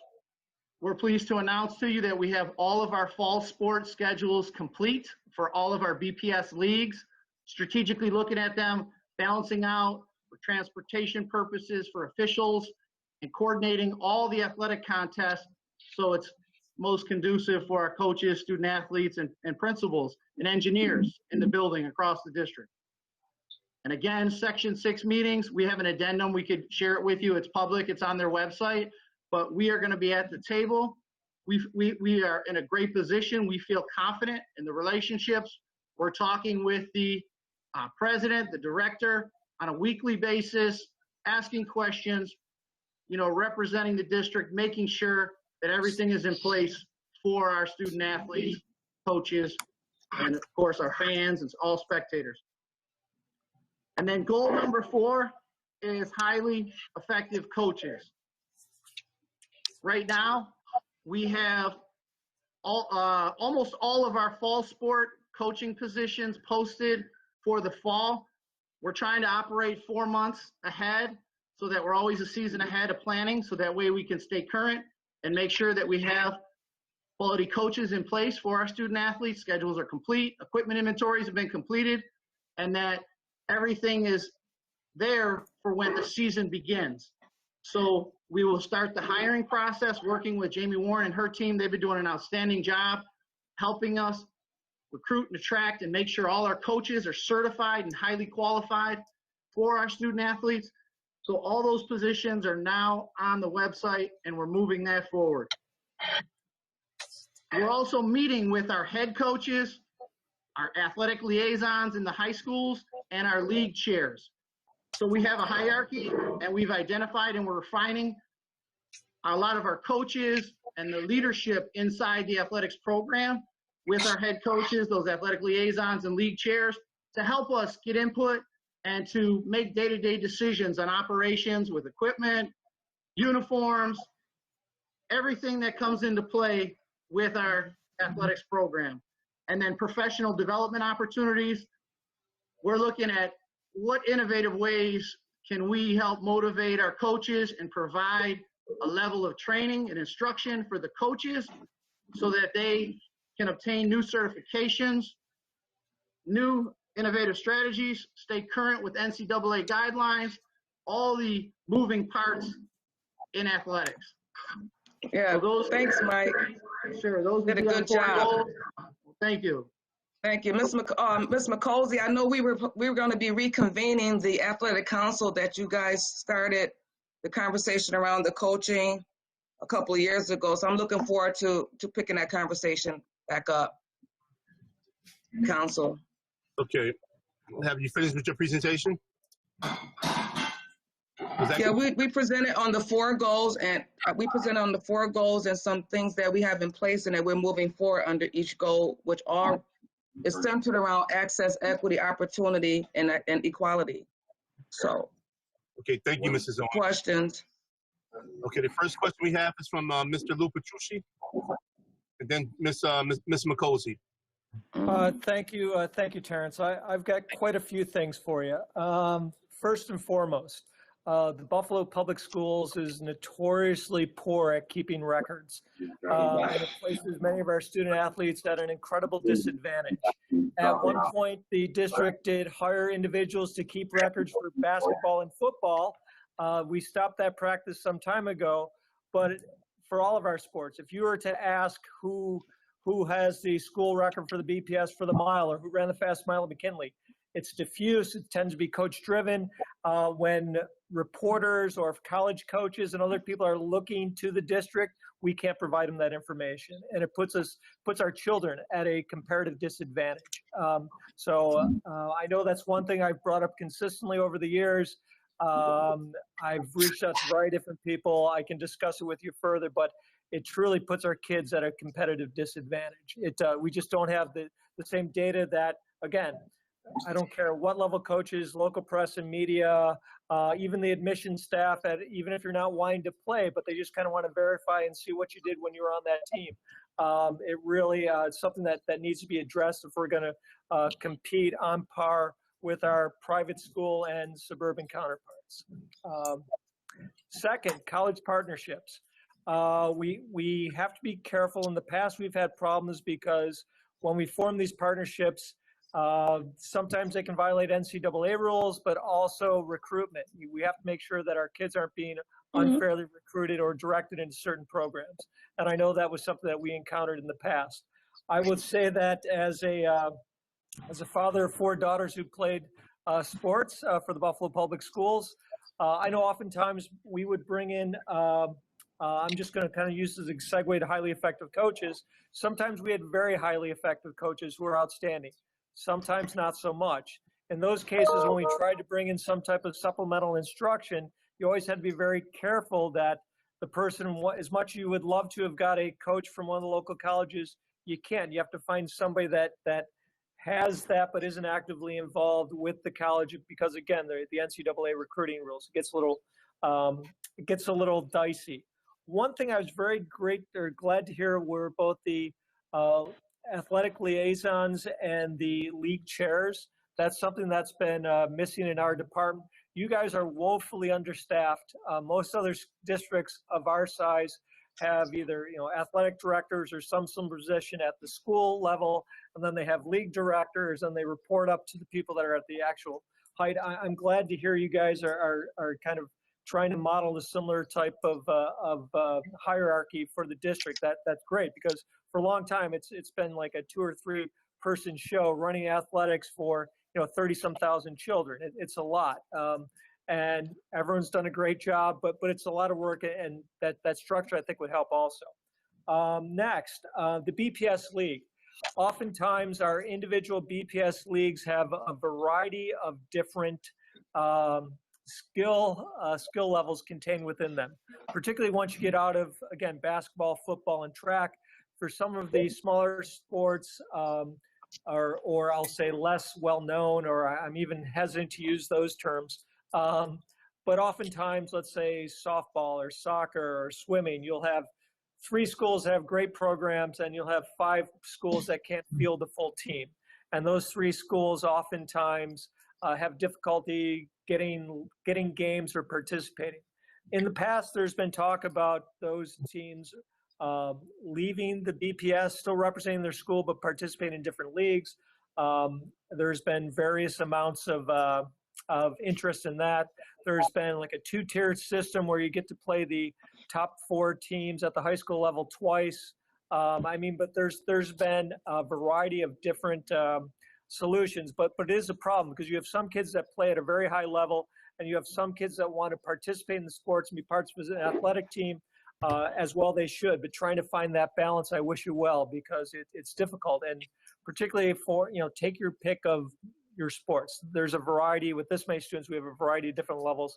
And oftentimes we don't have enough kids to form both a varsity and a JV, or a varsity and intramural. So they kind of put them all together, and they put some kids that shouldn't be out there, or that don't have the skill level to participate at that high level against some of their peers, and they become frustrated. It's really not fair. Last, you brought up Title IX, and that's funny, because one of the things that's always concerned me as a father is that oftentimes for our female sports, games and competitions are routinely canceled at a rate that is, I couldn't even tell you, exponentially higher than what we do for boys. So people would never think about canceling a boys basketball game. People don't think twice about canceling a girls softball game. And I'll never, the anecdote I'll tell you is that I actually brought this up to your predecessor, and while I was on the phone with them, a school canceled a game my daughter was supposed to play while we were on the phone. What this does, though, is that oftentimes from kids can't sometimes get their games in, the minimum amount of games that they need to be competitive, to be considered, for the league and everything else. When you've got other coaches or people coming to take a look at them, you're talking about getting kids to be ready to have recruiters or some from D3, D2, D3 to look. If they're not playing at a high level, we're not going to get that. They're not coming, and that's part of the problem. If they are supposed to come to the game and the game is canceled, that doesn't make us look really good. And the fact that it's predominantly, in my experience of having kids that played sports over the course of almost 20 years, it is focused in female and among female athletes, sad to say. Last thing, I really like that you're going to try and stress the highly effective coaches. I'm kind of curious how you're going to achieve that goal. Are you going to require them to have more training or more skill set or more of a knowledge base before they go into it? I know there's still the unsettled, though there is a agreement in theory that it won't necessarily have to be exclusively Buffalo public teachers, but you're going to open it up. But I'm kind of curious as to how you're going to address and what constitutes a more highly effective coach. And I'll be quiet. I asked a lot of questions. That's fine. You told me you had some daughters that play sports, so I already knew you were into sports. Did you want us to respond to those questions, or? Cecily, if you want to respond right now, that's great. If you want to respond to me later, I'm okay with that as well. Seth, just let me know if you want me to take it.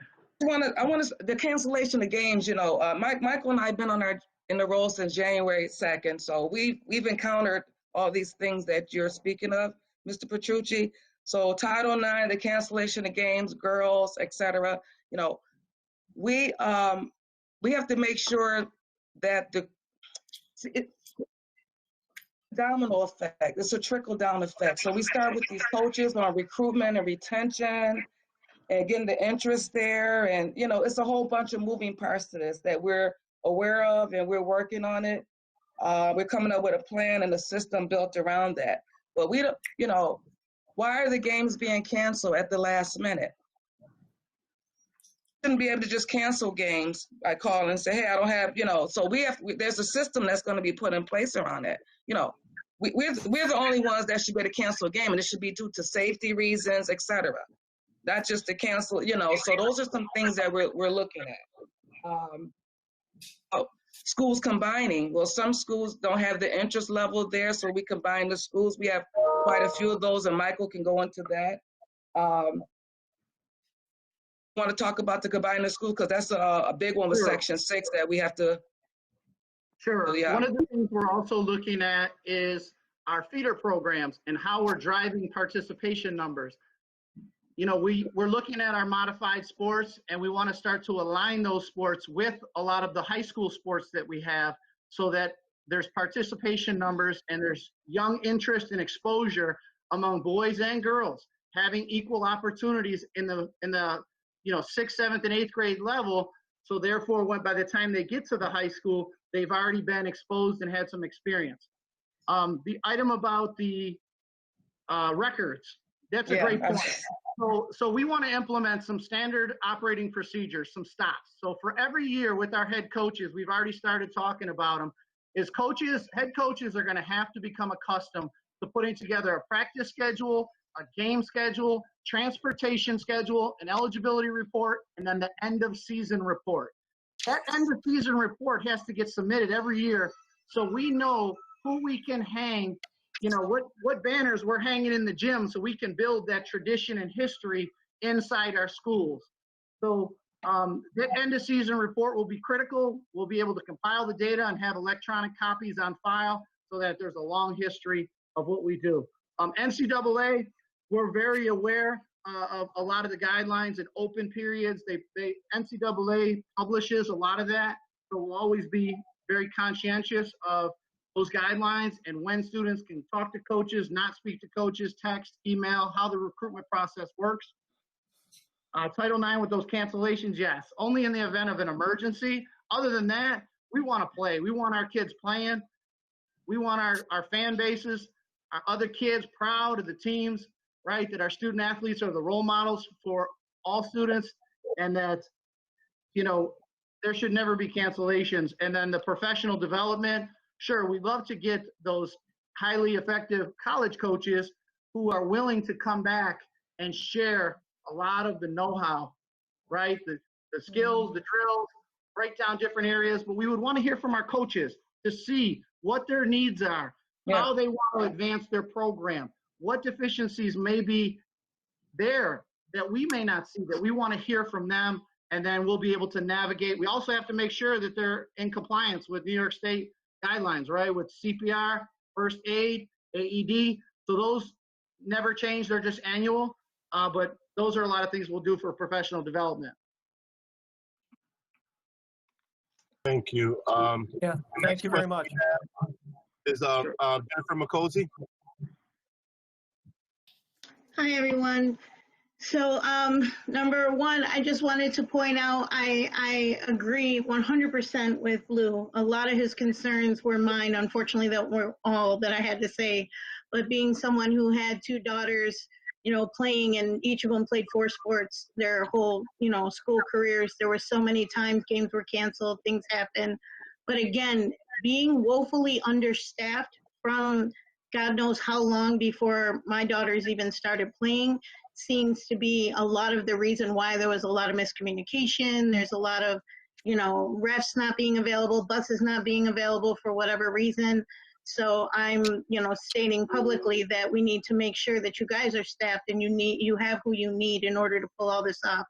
This is just the athletics piece. You know, you guys are also working with physical education and our teachers, right? So I didn't hear anything about that, and I'm really concerned around that. I understand this is the athletics piece, so I'll be getting back with you over email with some questions just around physical education and what's going on in our schools and what are we doing with the reopening and concentrating, what did we do over the summer so that kids, or over the break so that kids were to be prepared for the summer. I'm very concerned with, physical education. I, as a parent, didn't receive much guidance around what my 9-year-old should do at home. So I was just I want to address that. As far as the goals, what I'm seeing here is that there's, what you guys are talking about doing is a lot of follow-up as to what was already in place. Are you looking to completely reimagine what was in place? The goals seem to me to look similar, and everything from the student tables, the study tables, the coaches, the programming, the training for coaches, all of that was really covered in this committee that we put together.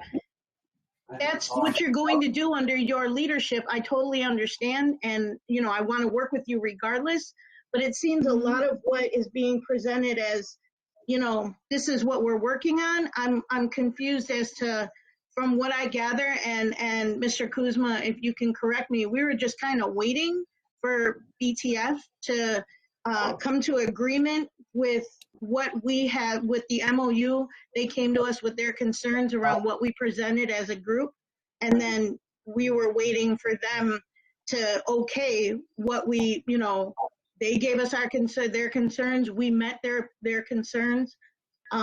Everything from how to hire coaches, and this came, the committee, for folks who don't know, was made up of 5 BTF coaches and their legal, and then a principal, a student athlete, myself as a board member, the athletic director, and David Mauricio at the time.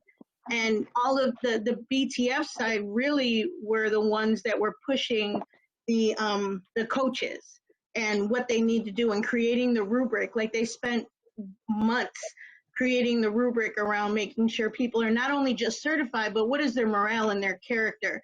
You can have all the certification in the world, but if you're really, I'm going to win at any cost, and you have absolutely no empathy or compassion for your students you're working with, you don't deserve to have that position. So all of this was rolled into that, and I'm just wondering if if this is just a follow-up and you're using that framework, or if you're reimagining something different. Either way, I'd love to be involved, but yeah. I'm just a little, thrown by a lot of what's being talked about is already in written form and ready to go for you. And it's just waiting the MOU. And then with the fields and the facilities, is this also speaking to the presentations that we have gotten around the fields that are being worked on in the city? I know that there's work being done on pools and different things already in the city. So I'm really curious, especially with Lafayette being in my district and the concern around the alumni really wanting, games and whatnot happening in the gym, but the gym is not of size. Like, these type of things I'm concerned about for my district. But I'm just, I just want to make sure that we collaborate around what's already in place that you're speaking to, and whether or not we're reimagining the whole thing, or if we're following up on what's already in place. Yeah, right. So the goals are, we don't want to reinvent the wheel, but we want to reimagine how the wheel moves. Those goals, important that all our coaches, everyone that's involved in athletics and phys ed, we have one voice, we speak one language, we're representing the district with one vision. So the more we talk about these goals and what buckets are under each goal, the better off we'll be in making more improvements in our department. So the goals are there, but we just want to reimagine how the goals work and making sure everyone is on board with the goals and what falls under each one. Systems, transportation, we've been in several meetings. Michael works very closely with the transportation department, and we've developed, I'll let Michael tell you about it since he's the one that initiated it with transportation, a system that we needed to put in place, how the protocols for creating the chain of command, so we cut down on chaos and confusion when it comes time to pick up the kids for these games and et cetera. So Mike, you want to talk about buses and transportation?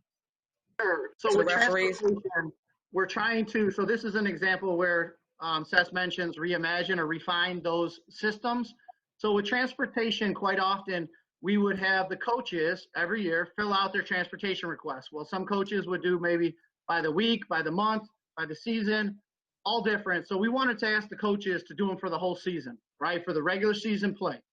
And then we will take those and process those and give those to the transportation department. Well, quite often we would never hear back from the transportation department.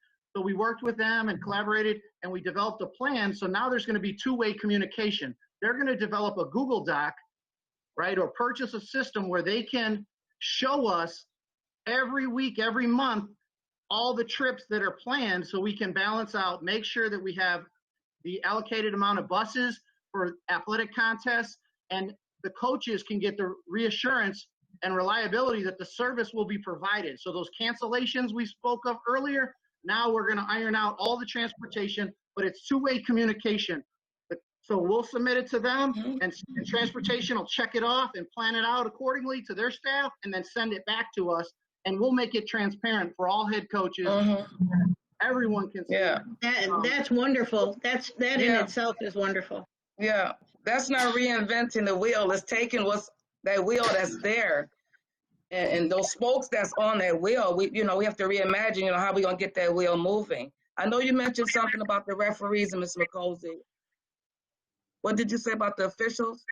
I'm just saying this has been before, before my kids went to school. There's always issues around making sure we have the right refs, transportation, and all because, we haven't been staffed correctly in that department for as long as I can remember, and Lou's been on the board and in this work for so long. So it's not a dig against you. It's right now, like I had to get clarity around, I know there's no clerk right now, but at the same time, how we hire a clerk and what happens with clerks. Oh my God, yes. We have a full-time clerk. I didn't know the process had to go through the city to get a clerk. I thought it was something we had to do. Civil service, yeah. There's a lot that I didn't know. That's awesome. We have one. Her name is Danielle Russell. She's an associate clerk. We have a clerk. She's like a weekend. That's awesome. Great it's news. good to hear. That's a big undertaking. It's going to really help us out a lot. Yeah. So what other questions do you have? Well, I have a couple of specific questions. Well, I have some questions. My hand has been up for a while. I haven't seen your hand. Your hand isn't showing. Your hand isn't up. No, it's not up. You can go ahead. Thank you. So, I'm sorry. So, can we talk about, or have you guys considered doing a contract between the parents and the athletes so that they understand what's expected of them at the beginning of the season? And part of that contract, I would think that you would also have educational meetings that talk about the clearing houses and things like that. When you talked about the state-of-the-art athletic facilities, based on the equity resolution that we filed, that we passed, we need to have a conversation about what equipment and inventory is in each building to make sure that our children have the same. I'm thinking of the year that they were so hot that schools didn't have misters that spray on them while other schools had 3 or 4 of them. And I just want to make sure that when you guys go through that you're doing that. I'm glad to hear, because that was one of my questions about your staff, but I don't really feel that Lou's question was really answered about or the solution is going to be put in place anytime soon about the data and us accumulating that. And so that's a concern for me. And finally, the concern about keeping students engaged. And have you guys considered talking about modified sports program in the district? Okay, because that's one way of keeping children involved in our district as well. So those are just the things I said. That's it. No problem. I love it. I love it, President. Thank you. Thank you. Thank you so much. I'm in the process. We're in the process of creating a handbook for our parents, our coaches, and our student athletes. I want to get together at the beginning of each season and have like a town hall meeting, things like that, inviting people in to ask questions. We've been thinking outside the box. We've been reimagining look like. So that's underway. Thank you. And, Thank you. You're welcome. Thank you. Thank you. The modified sports is huge. We've been I got some feedback from some phys ed teachers and coaches, what their take is on modified sports. Everyone's all about that because that's where it starts. As Michael mentioned, we need those feeder programs, but we have to start elementary schools. Yes. Yes. Thank you so much for all the great work you guys are doing. You seem to be working together well, so that's encouraging. Thank you. Okay. Thank you. There's a couple of questions that I have. First of all, I'd like to say thank you because it sounds like you guys are on the right track with the state-of-the-art type platforms you want for our facilities. We're hiring coaches. I know that Jennifer McCosey in the past have worked diligently on that with the MOU, putting that in place and waiting for that to get passed. Also with the Section 6, working with the Section 6. There's a couple of questions that I did have pertaining to that. And one of them was how many students were actually accepted this year, for Division 1, 2, or 3 programs. We talked about this earlier in the year about building our kids to make sure they take the right AP courses. And this year, we'd like to know how many kids actually were accepted into Division 1, 2, or 3 programs under scholarships. Yeah, that's a great question, Mr. Hurd. We don't have that data. As we mentioned earlier, we are working actively with the guidance department because there's a need for a system to be built around that. We don't have that data at our fingertips. I asked the same question. That's important data to have. We are important that our department works very closely with the high school counselor. So we are meeting with Martha Younger and her team to kind of together as far as the athletic alignment. Just let me state my point. Just let me state my point. Because right now, because we have to put all these programs together right now in 2020 for us to move forward. That means our sports facilities and program has failed us in the past. All the way back from when I was in school and before that, our sports program has failed us. It failed our children and it failed us. You yourself, you were Division I talent in basketball. I mean, as far as training and modified programs, all that stuff is necessary right now in the city of Buffalo. And I'm not looking for a talk or see a reflection of coaches. I want these things in place. These things should be in place for our students and our young student athletes.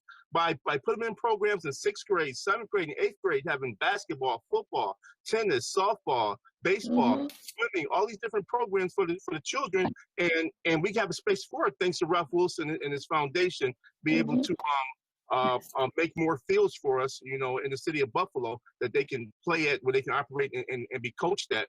This also builds our kids, because by taking the AP courses in 7th grade, 8th grade, 6th grade, by adapting themselves, we bring brilliant kids. And why shouldn't we capitalize on that? So as I say, this sports program has failed us. It's failed us. But we got to sit here right now in 2020, operate and put all these different type of programs together. I mean, you guys got a lot of work in your hands, and I want to be there step by step to help it. And I want to make sure that from now on, from this point on, that we can go ahead and, service our kids the right ways. So other question was the Section 6. I don't know if you can answer this or not, but Dr. Cash, I asked him a couple of times already about an agreement that he's had with the Section 6. Now, this board set up and voted that I was being included into the Section 6 meetings. And as of yet, I haven't been included in none of the meetings. And I wish Dr. Cash was here right now so we can discuss it. But Mr. Hurd, I just want to correct you because I've heard you say that before, and that's incorrect. If you go back in the meeting minutes, what the board voted on was that you would be the board representative at that one meeting where Dr. Cash was meeting with Section 6. That meeting never took place. The board never voted for you to be a part of Section 6 meetings because board members aren't part of Section 6 meetings. I just want to clarify that because you've said that before. Correct. Okay. Let's revisit that. If you took the time to look to find out the history in that. Let's revisit that and let's get a printout of that, because from my understanding that we were supposed to be at the one meeting, and Dr. Cash did have a meeting with the Section 6. That meeting was canceled. On the phone with. I was at the I was there at the meeting on the phone, and that's when we had the senators and assemblywomen and other people from the state athletic department, sir. So as we go forward, you know, I want to be included with the meeting with the Section 6, because I think that we're going on the right track right now from what Mrs. Owens is saying and Mr. House is saying, that we're on the right track.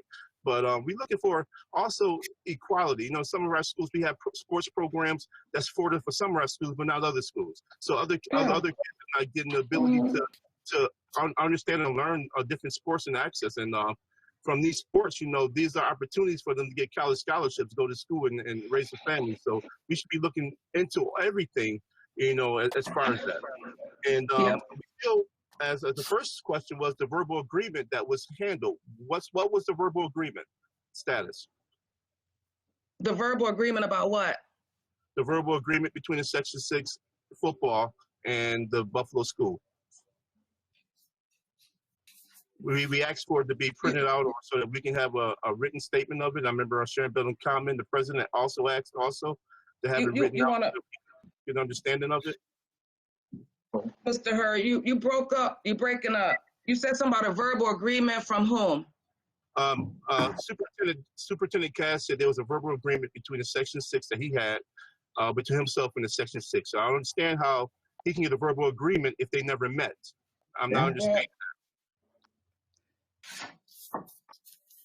No. I'll have to speak to Dr. Cash about that, since you said he had. I'll speak to him about that. A verbal agreement between Section 6 and BPS outlining what specifically? Because Section 6 is the governing body for all the sports. Are you talking about one sport in particular? Or? That was between Section 6 football.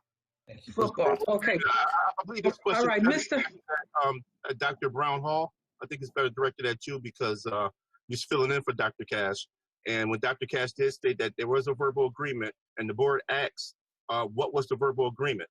So we want the board. The agreement was. It wasn't the board, I believe. And what did you specifically ask, and what did Dr. Cash specifically tell you? He specifically told us that it was a verbal agreement between the Section 6 and himself. So there had to be a meeting at some time. Right, a verbal agreement. I guess that's my next question, specifically about what? We're looking for a contract that stipulates the times and dates that our football program is going to be able to play with the Section 6, the times and dates and the years. So, I mean, we're looking at an agreement. And last year, just between now, last December, we almost got hoodwinked, you know, by the Section 6 about being left out of divisional play with suburban schools. So as of that, we haven't had a report back to state what happened and how we're going to move forward. We now have 4 representatives on that team, on that committee. We had one meeting. We've had one meeting with them. However, we've had one meeting with the athletic council meeting. But I just want to say we are at the table with Section 6. Michael has completed. He works very closely with our coaches. The schedules are in place. Input. So we have meetings with our coaches about football. So the schedules are in place. There's equity, fairness. If we see that there isn't at any point, trust me, it will be addressed. But right now, where we need to be with Section 6. The relationship with Section 6, a 50-year-old organization. All these guys' cell phone numbers, I talk to them regularly. If I have a question or any type of anything I need to ask, they've been readily available for all our questions and to address all our needs. So, I just hope you understand. As far as the football, I know the football, our third day on the job, we walked into the football controversy. We were there. We're on your side. We understand what that was about. It was unfair. It was unjust. Okay, when we talk about and I'm not gonna. When we talk about football on the board, we always had 4 people on the board. Well, okay, we always have 4 people on the board. The problem was people wasn't attending the meetings. It was always Right. 4 people. That is That's changed. hey, Mr. Hurd, there's the difference between 4 people whose names on the paper that's saying they're the representative and 4 people showing up at the meeting. That's 2 different things. We're at the table. We got the 4 people at the table. That's a big difference. You know, board, that I understand it. I get it.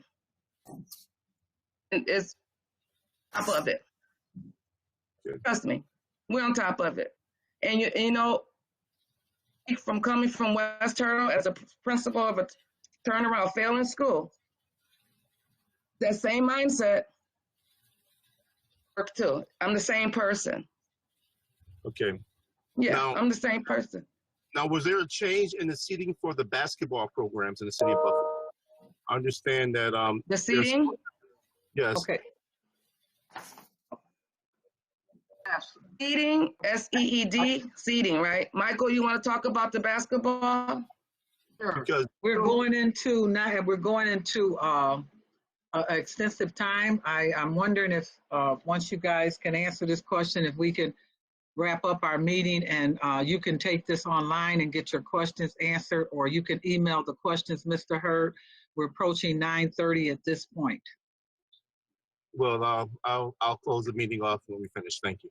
Well, yeah, you can always email the questions and they can follow back up with you. Thank you. I'm quite aware of that. Because in fairness to them, they are prepared to present what Dr. Cash has instructed them to present, to put them in a situation where they have to explain what Dr. Cash has done or is not fair to them. That's not their role. Okay. It's not their role, but these questions was emailed to them previously, and I believe that that it was enough time to prepare for them. Right, but it's Dr. Cash is the one that asked the question, told them what they can pull together today. They have to get clarity. You understand how that's worked for a while here. And I wish Dr. Cash was here now.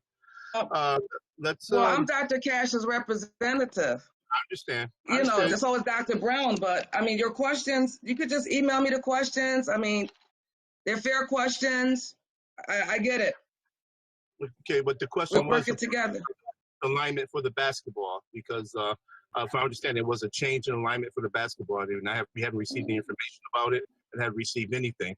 And my problem is not with you guys. It's not with you at all, Mr. House or Ms. Owens. It's that it's lack of information that's being given about the Section 6, and that's why I'm so adamant about it, about our sports programs within the city of Buffalo. That's why I'm so adamant about it. So my question is, new alignment for our basketball program. That's it. Oh, when you say, Mr. Hurd, when you say you haven't received anything, you haven't received anything from whom? Who you from Dr. Cash's office. Oh, okay. What exactly are you looking to receive, Mr. Hurd? Yeah. Okay. When there's changes made in alignments, I would like to have an understanding of why the changes were made and the purpose of it. Because as my understanding that there's a new alignment, and so that would only make it so that 2 basketball teams in the city of Buffalo could actually win championships now for their divisions because of 2 alignments.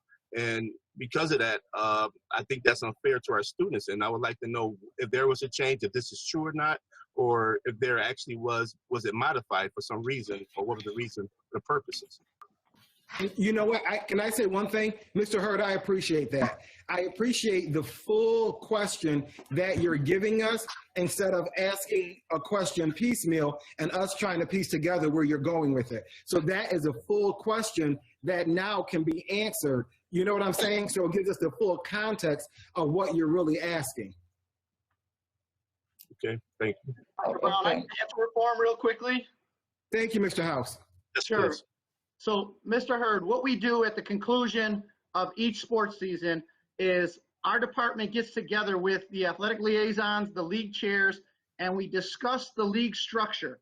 And what happens is, in a lot of our schools that are evolving, and they may be closing and then opening new schools, and our beds numbers adjust, and the classifications adjust for each high school, we adjust our leagues. And one of our goals, right, is to have a highly competitive athletics program. What we have to do is realign horizontally, vertically, our league structures to make sure that we're setting our students up and our coaches for a competitive environment, and appropriately, right, and accurately placing those teams at the right level. We get the input from the coaches, from the league chairs, and the athletic liaisons, and then we look at the data, the beds numbers, right, and the classifications of where those teams and programs will be classified and move toward the state playoffs. So we want to set up all of our teams for competition and for the opportunity to win a state championship. We want to set them up for success, yes. But under this new alignment, it doesn't afford more teams for the city of Buffalo to be able to achieve that goal. That's what I'm not understanding. If it's only 2 divisions, I believe, I'm not quite sure. If you can explain it to me more, that's what I was asking. The two new alignments. So what is your question? Yes, each year we've done this to set up the structures of our league. So which sport are you referring to? I'm referring to the basketball. I repeat, basketball. Basketball. For some reason, I've been told that it's been restructured so that it only have 2 divisions now for basketball in the city of Buffalo. They only allow 2 teams from the city of Buffalo to be able to go to the Section 6 and compete for state titles. Oh no, that's incorrect. We have 2 leagues inside BPS, right? Our Yale Cup 1 and 2. But then all teams have the opportunity to go and elect to play for sectional play, regional, right to the states. All teams have that opportunity. But our goal inside BPS is to create a competitive athletic league and to make sure that we align them with the classifications set by the section and state. Let's take time to communicate about this matter, because our goal is not just for the play states, but to actually compete in the nationals. So we want our teams to be able to compete in national competition, and that's what we want to work for. Yeah. So let's take time and talk about this, and let's set up a meeting so we all get together and we can get an understanding and work on the plan. Please. Oh yeah, that's definitely the end goal. Definitely. Sure. Absolutely. Mr. Hurd, you have questions? We're willing to answer your questions. Understand. We want you to have the right answers though to your questions. Okay. So for our district. Thank you. We have 2 people more that can give you that. Yeah, Mr. Petrucci. People that can give you that. Let's communicate and let's talk more, please. Yes, sir. Yeah, one more thing real quick. I know in the past that we've had trouble with athletic footwear for many of our students. I know that the district partnered with various groups that were willing to provide our kids with either spikes or sneakers, not basketball sneakers, but I just didn't know if you guys were exploring something along those lines, because oftentimes our kids they may have a uniform, but they just didn't have the spikes. Yes, sir. Exploring that, Mr. Petrucci. And the next question comes from President Elton Cobman. I'm through. I'm sorry, my hand wasn't down. My apologies. Thank you so much for your presentation. Just note that I am very passionate about the sports programs in the city of Buffalo and how we move forward. And I want to make sure that we all work together, go in the right direction. And I appreciate the love. Yeah. You have two of the best people representing Buffalo. Trust me. Very knowledgeable. We're excited. We're passionate. And we're all about our kids. No one's going to mess with our kids. Thank you. We got this. So we could give you the right information. I want you to have the right information. Okay. I want you to have the right information. We got you. In sharing the right information, we want to make sure it's shared appropriately through the proper channel, and we share information with the entire board, okay? Yes. So we want to make sure it's done appropriately following the proper channels. So thank you very much, Cecily and Mike, for your presentations and for all that you do. We appreciate it. Thank you. Thanks, everyone. Look forward to working with you. See you, Ms. McCosey. Have a great evening. Thank you, Mr. House. All right, thank you. Onward to victory, Okay, guys. so this meeting has gone over quite a bit. What else is on your agenda? Because we're ready to wrap up. Are we going to executive session? No, we're not. Not today. Okay, thank you. Okay, the meeting's over. Just checking. Thank you so much. This concludes the meeting for the educational support. Thank you everybody for tuning in, and thank you everybody. Hope that we made some leeway here, and that we got our questions answered, that we can move forward and the progression for our children in our district. Thank you. Thanks, Terrence. Thank you. Appreciate it. Thank you. Thank you.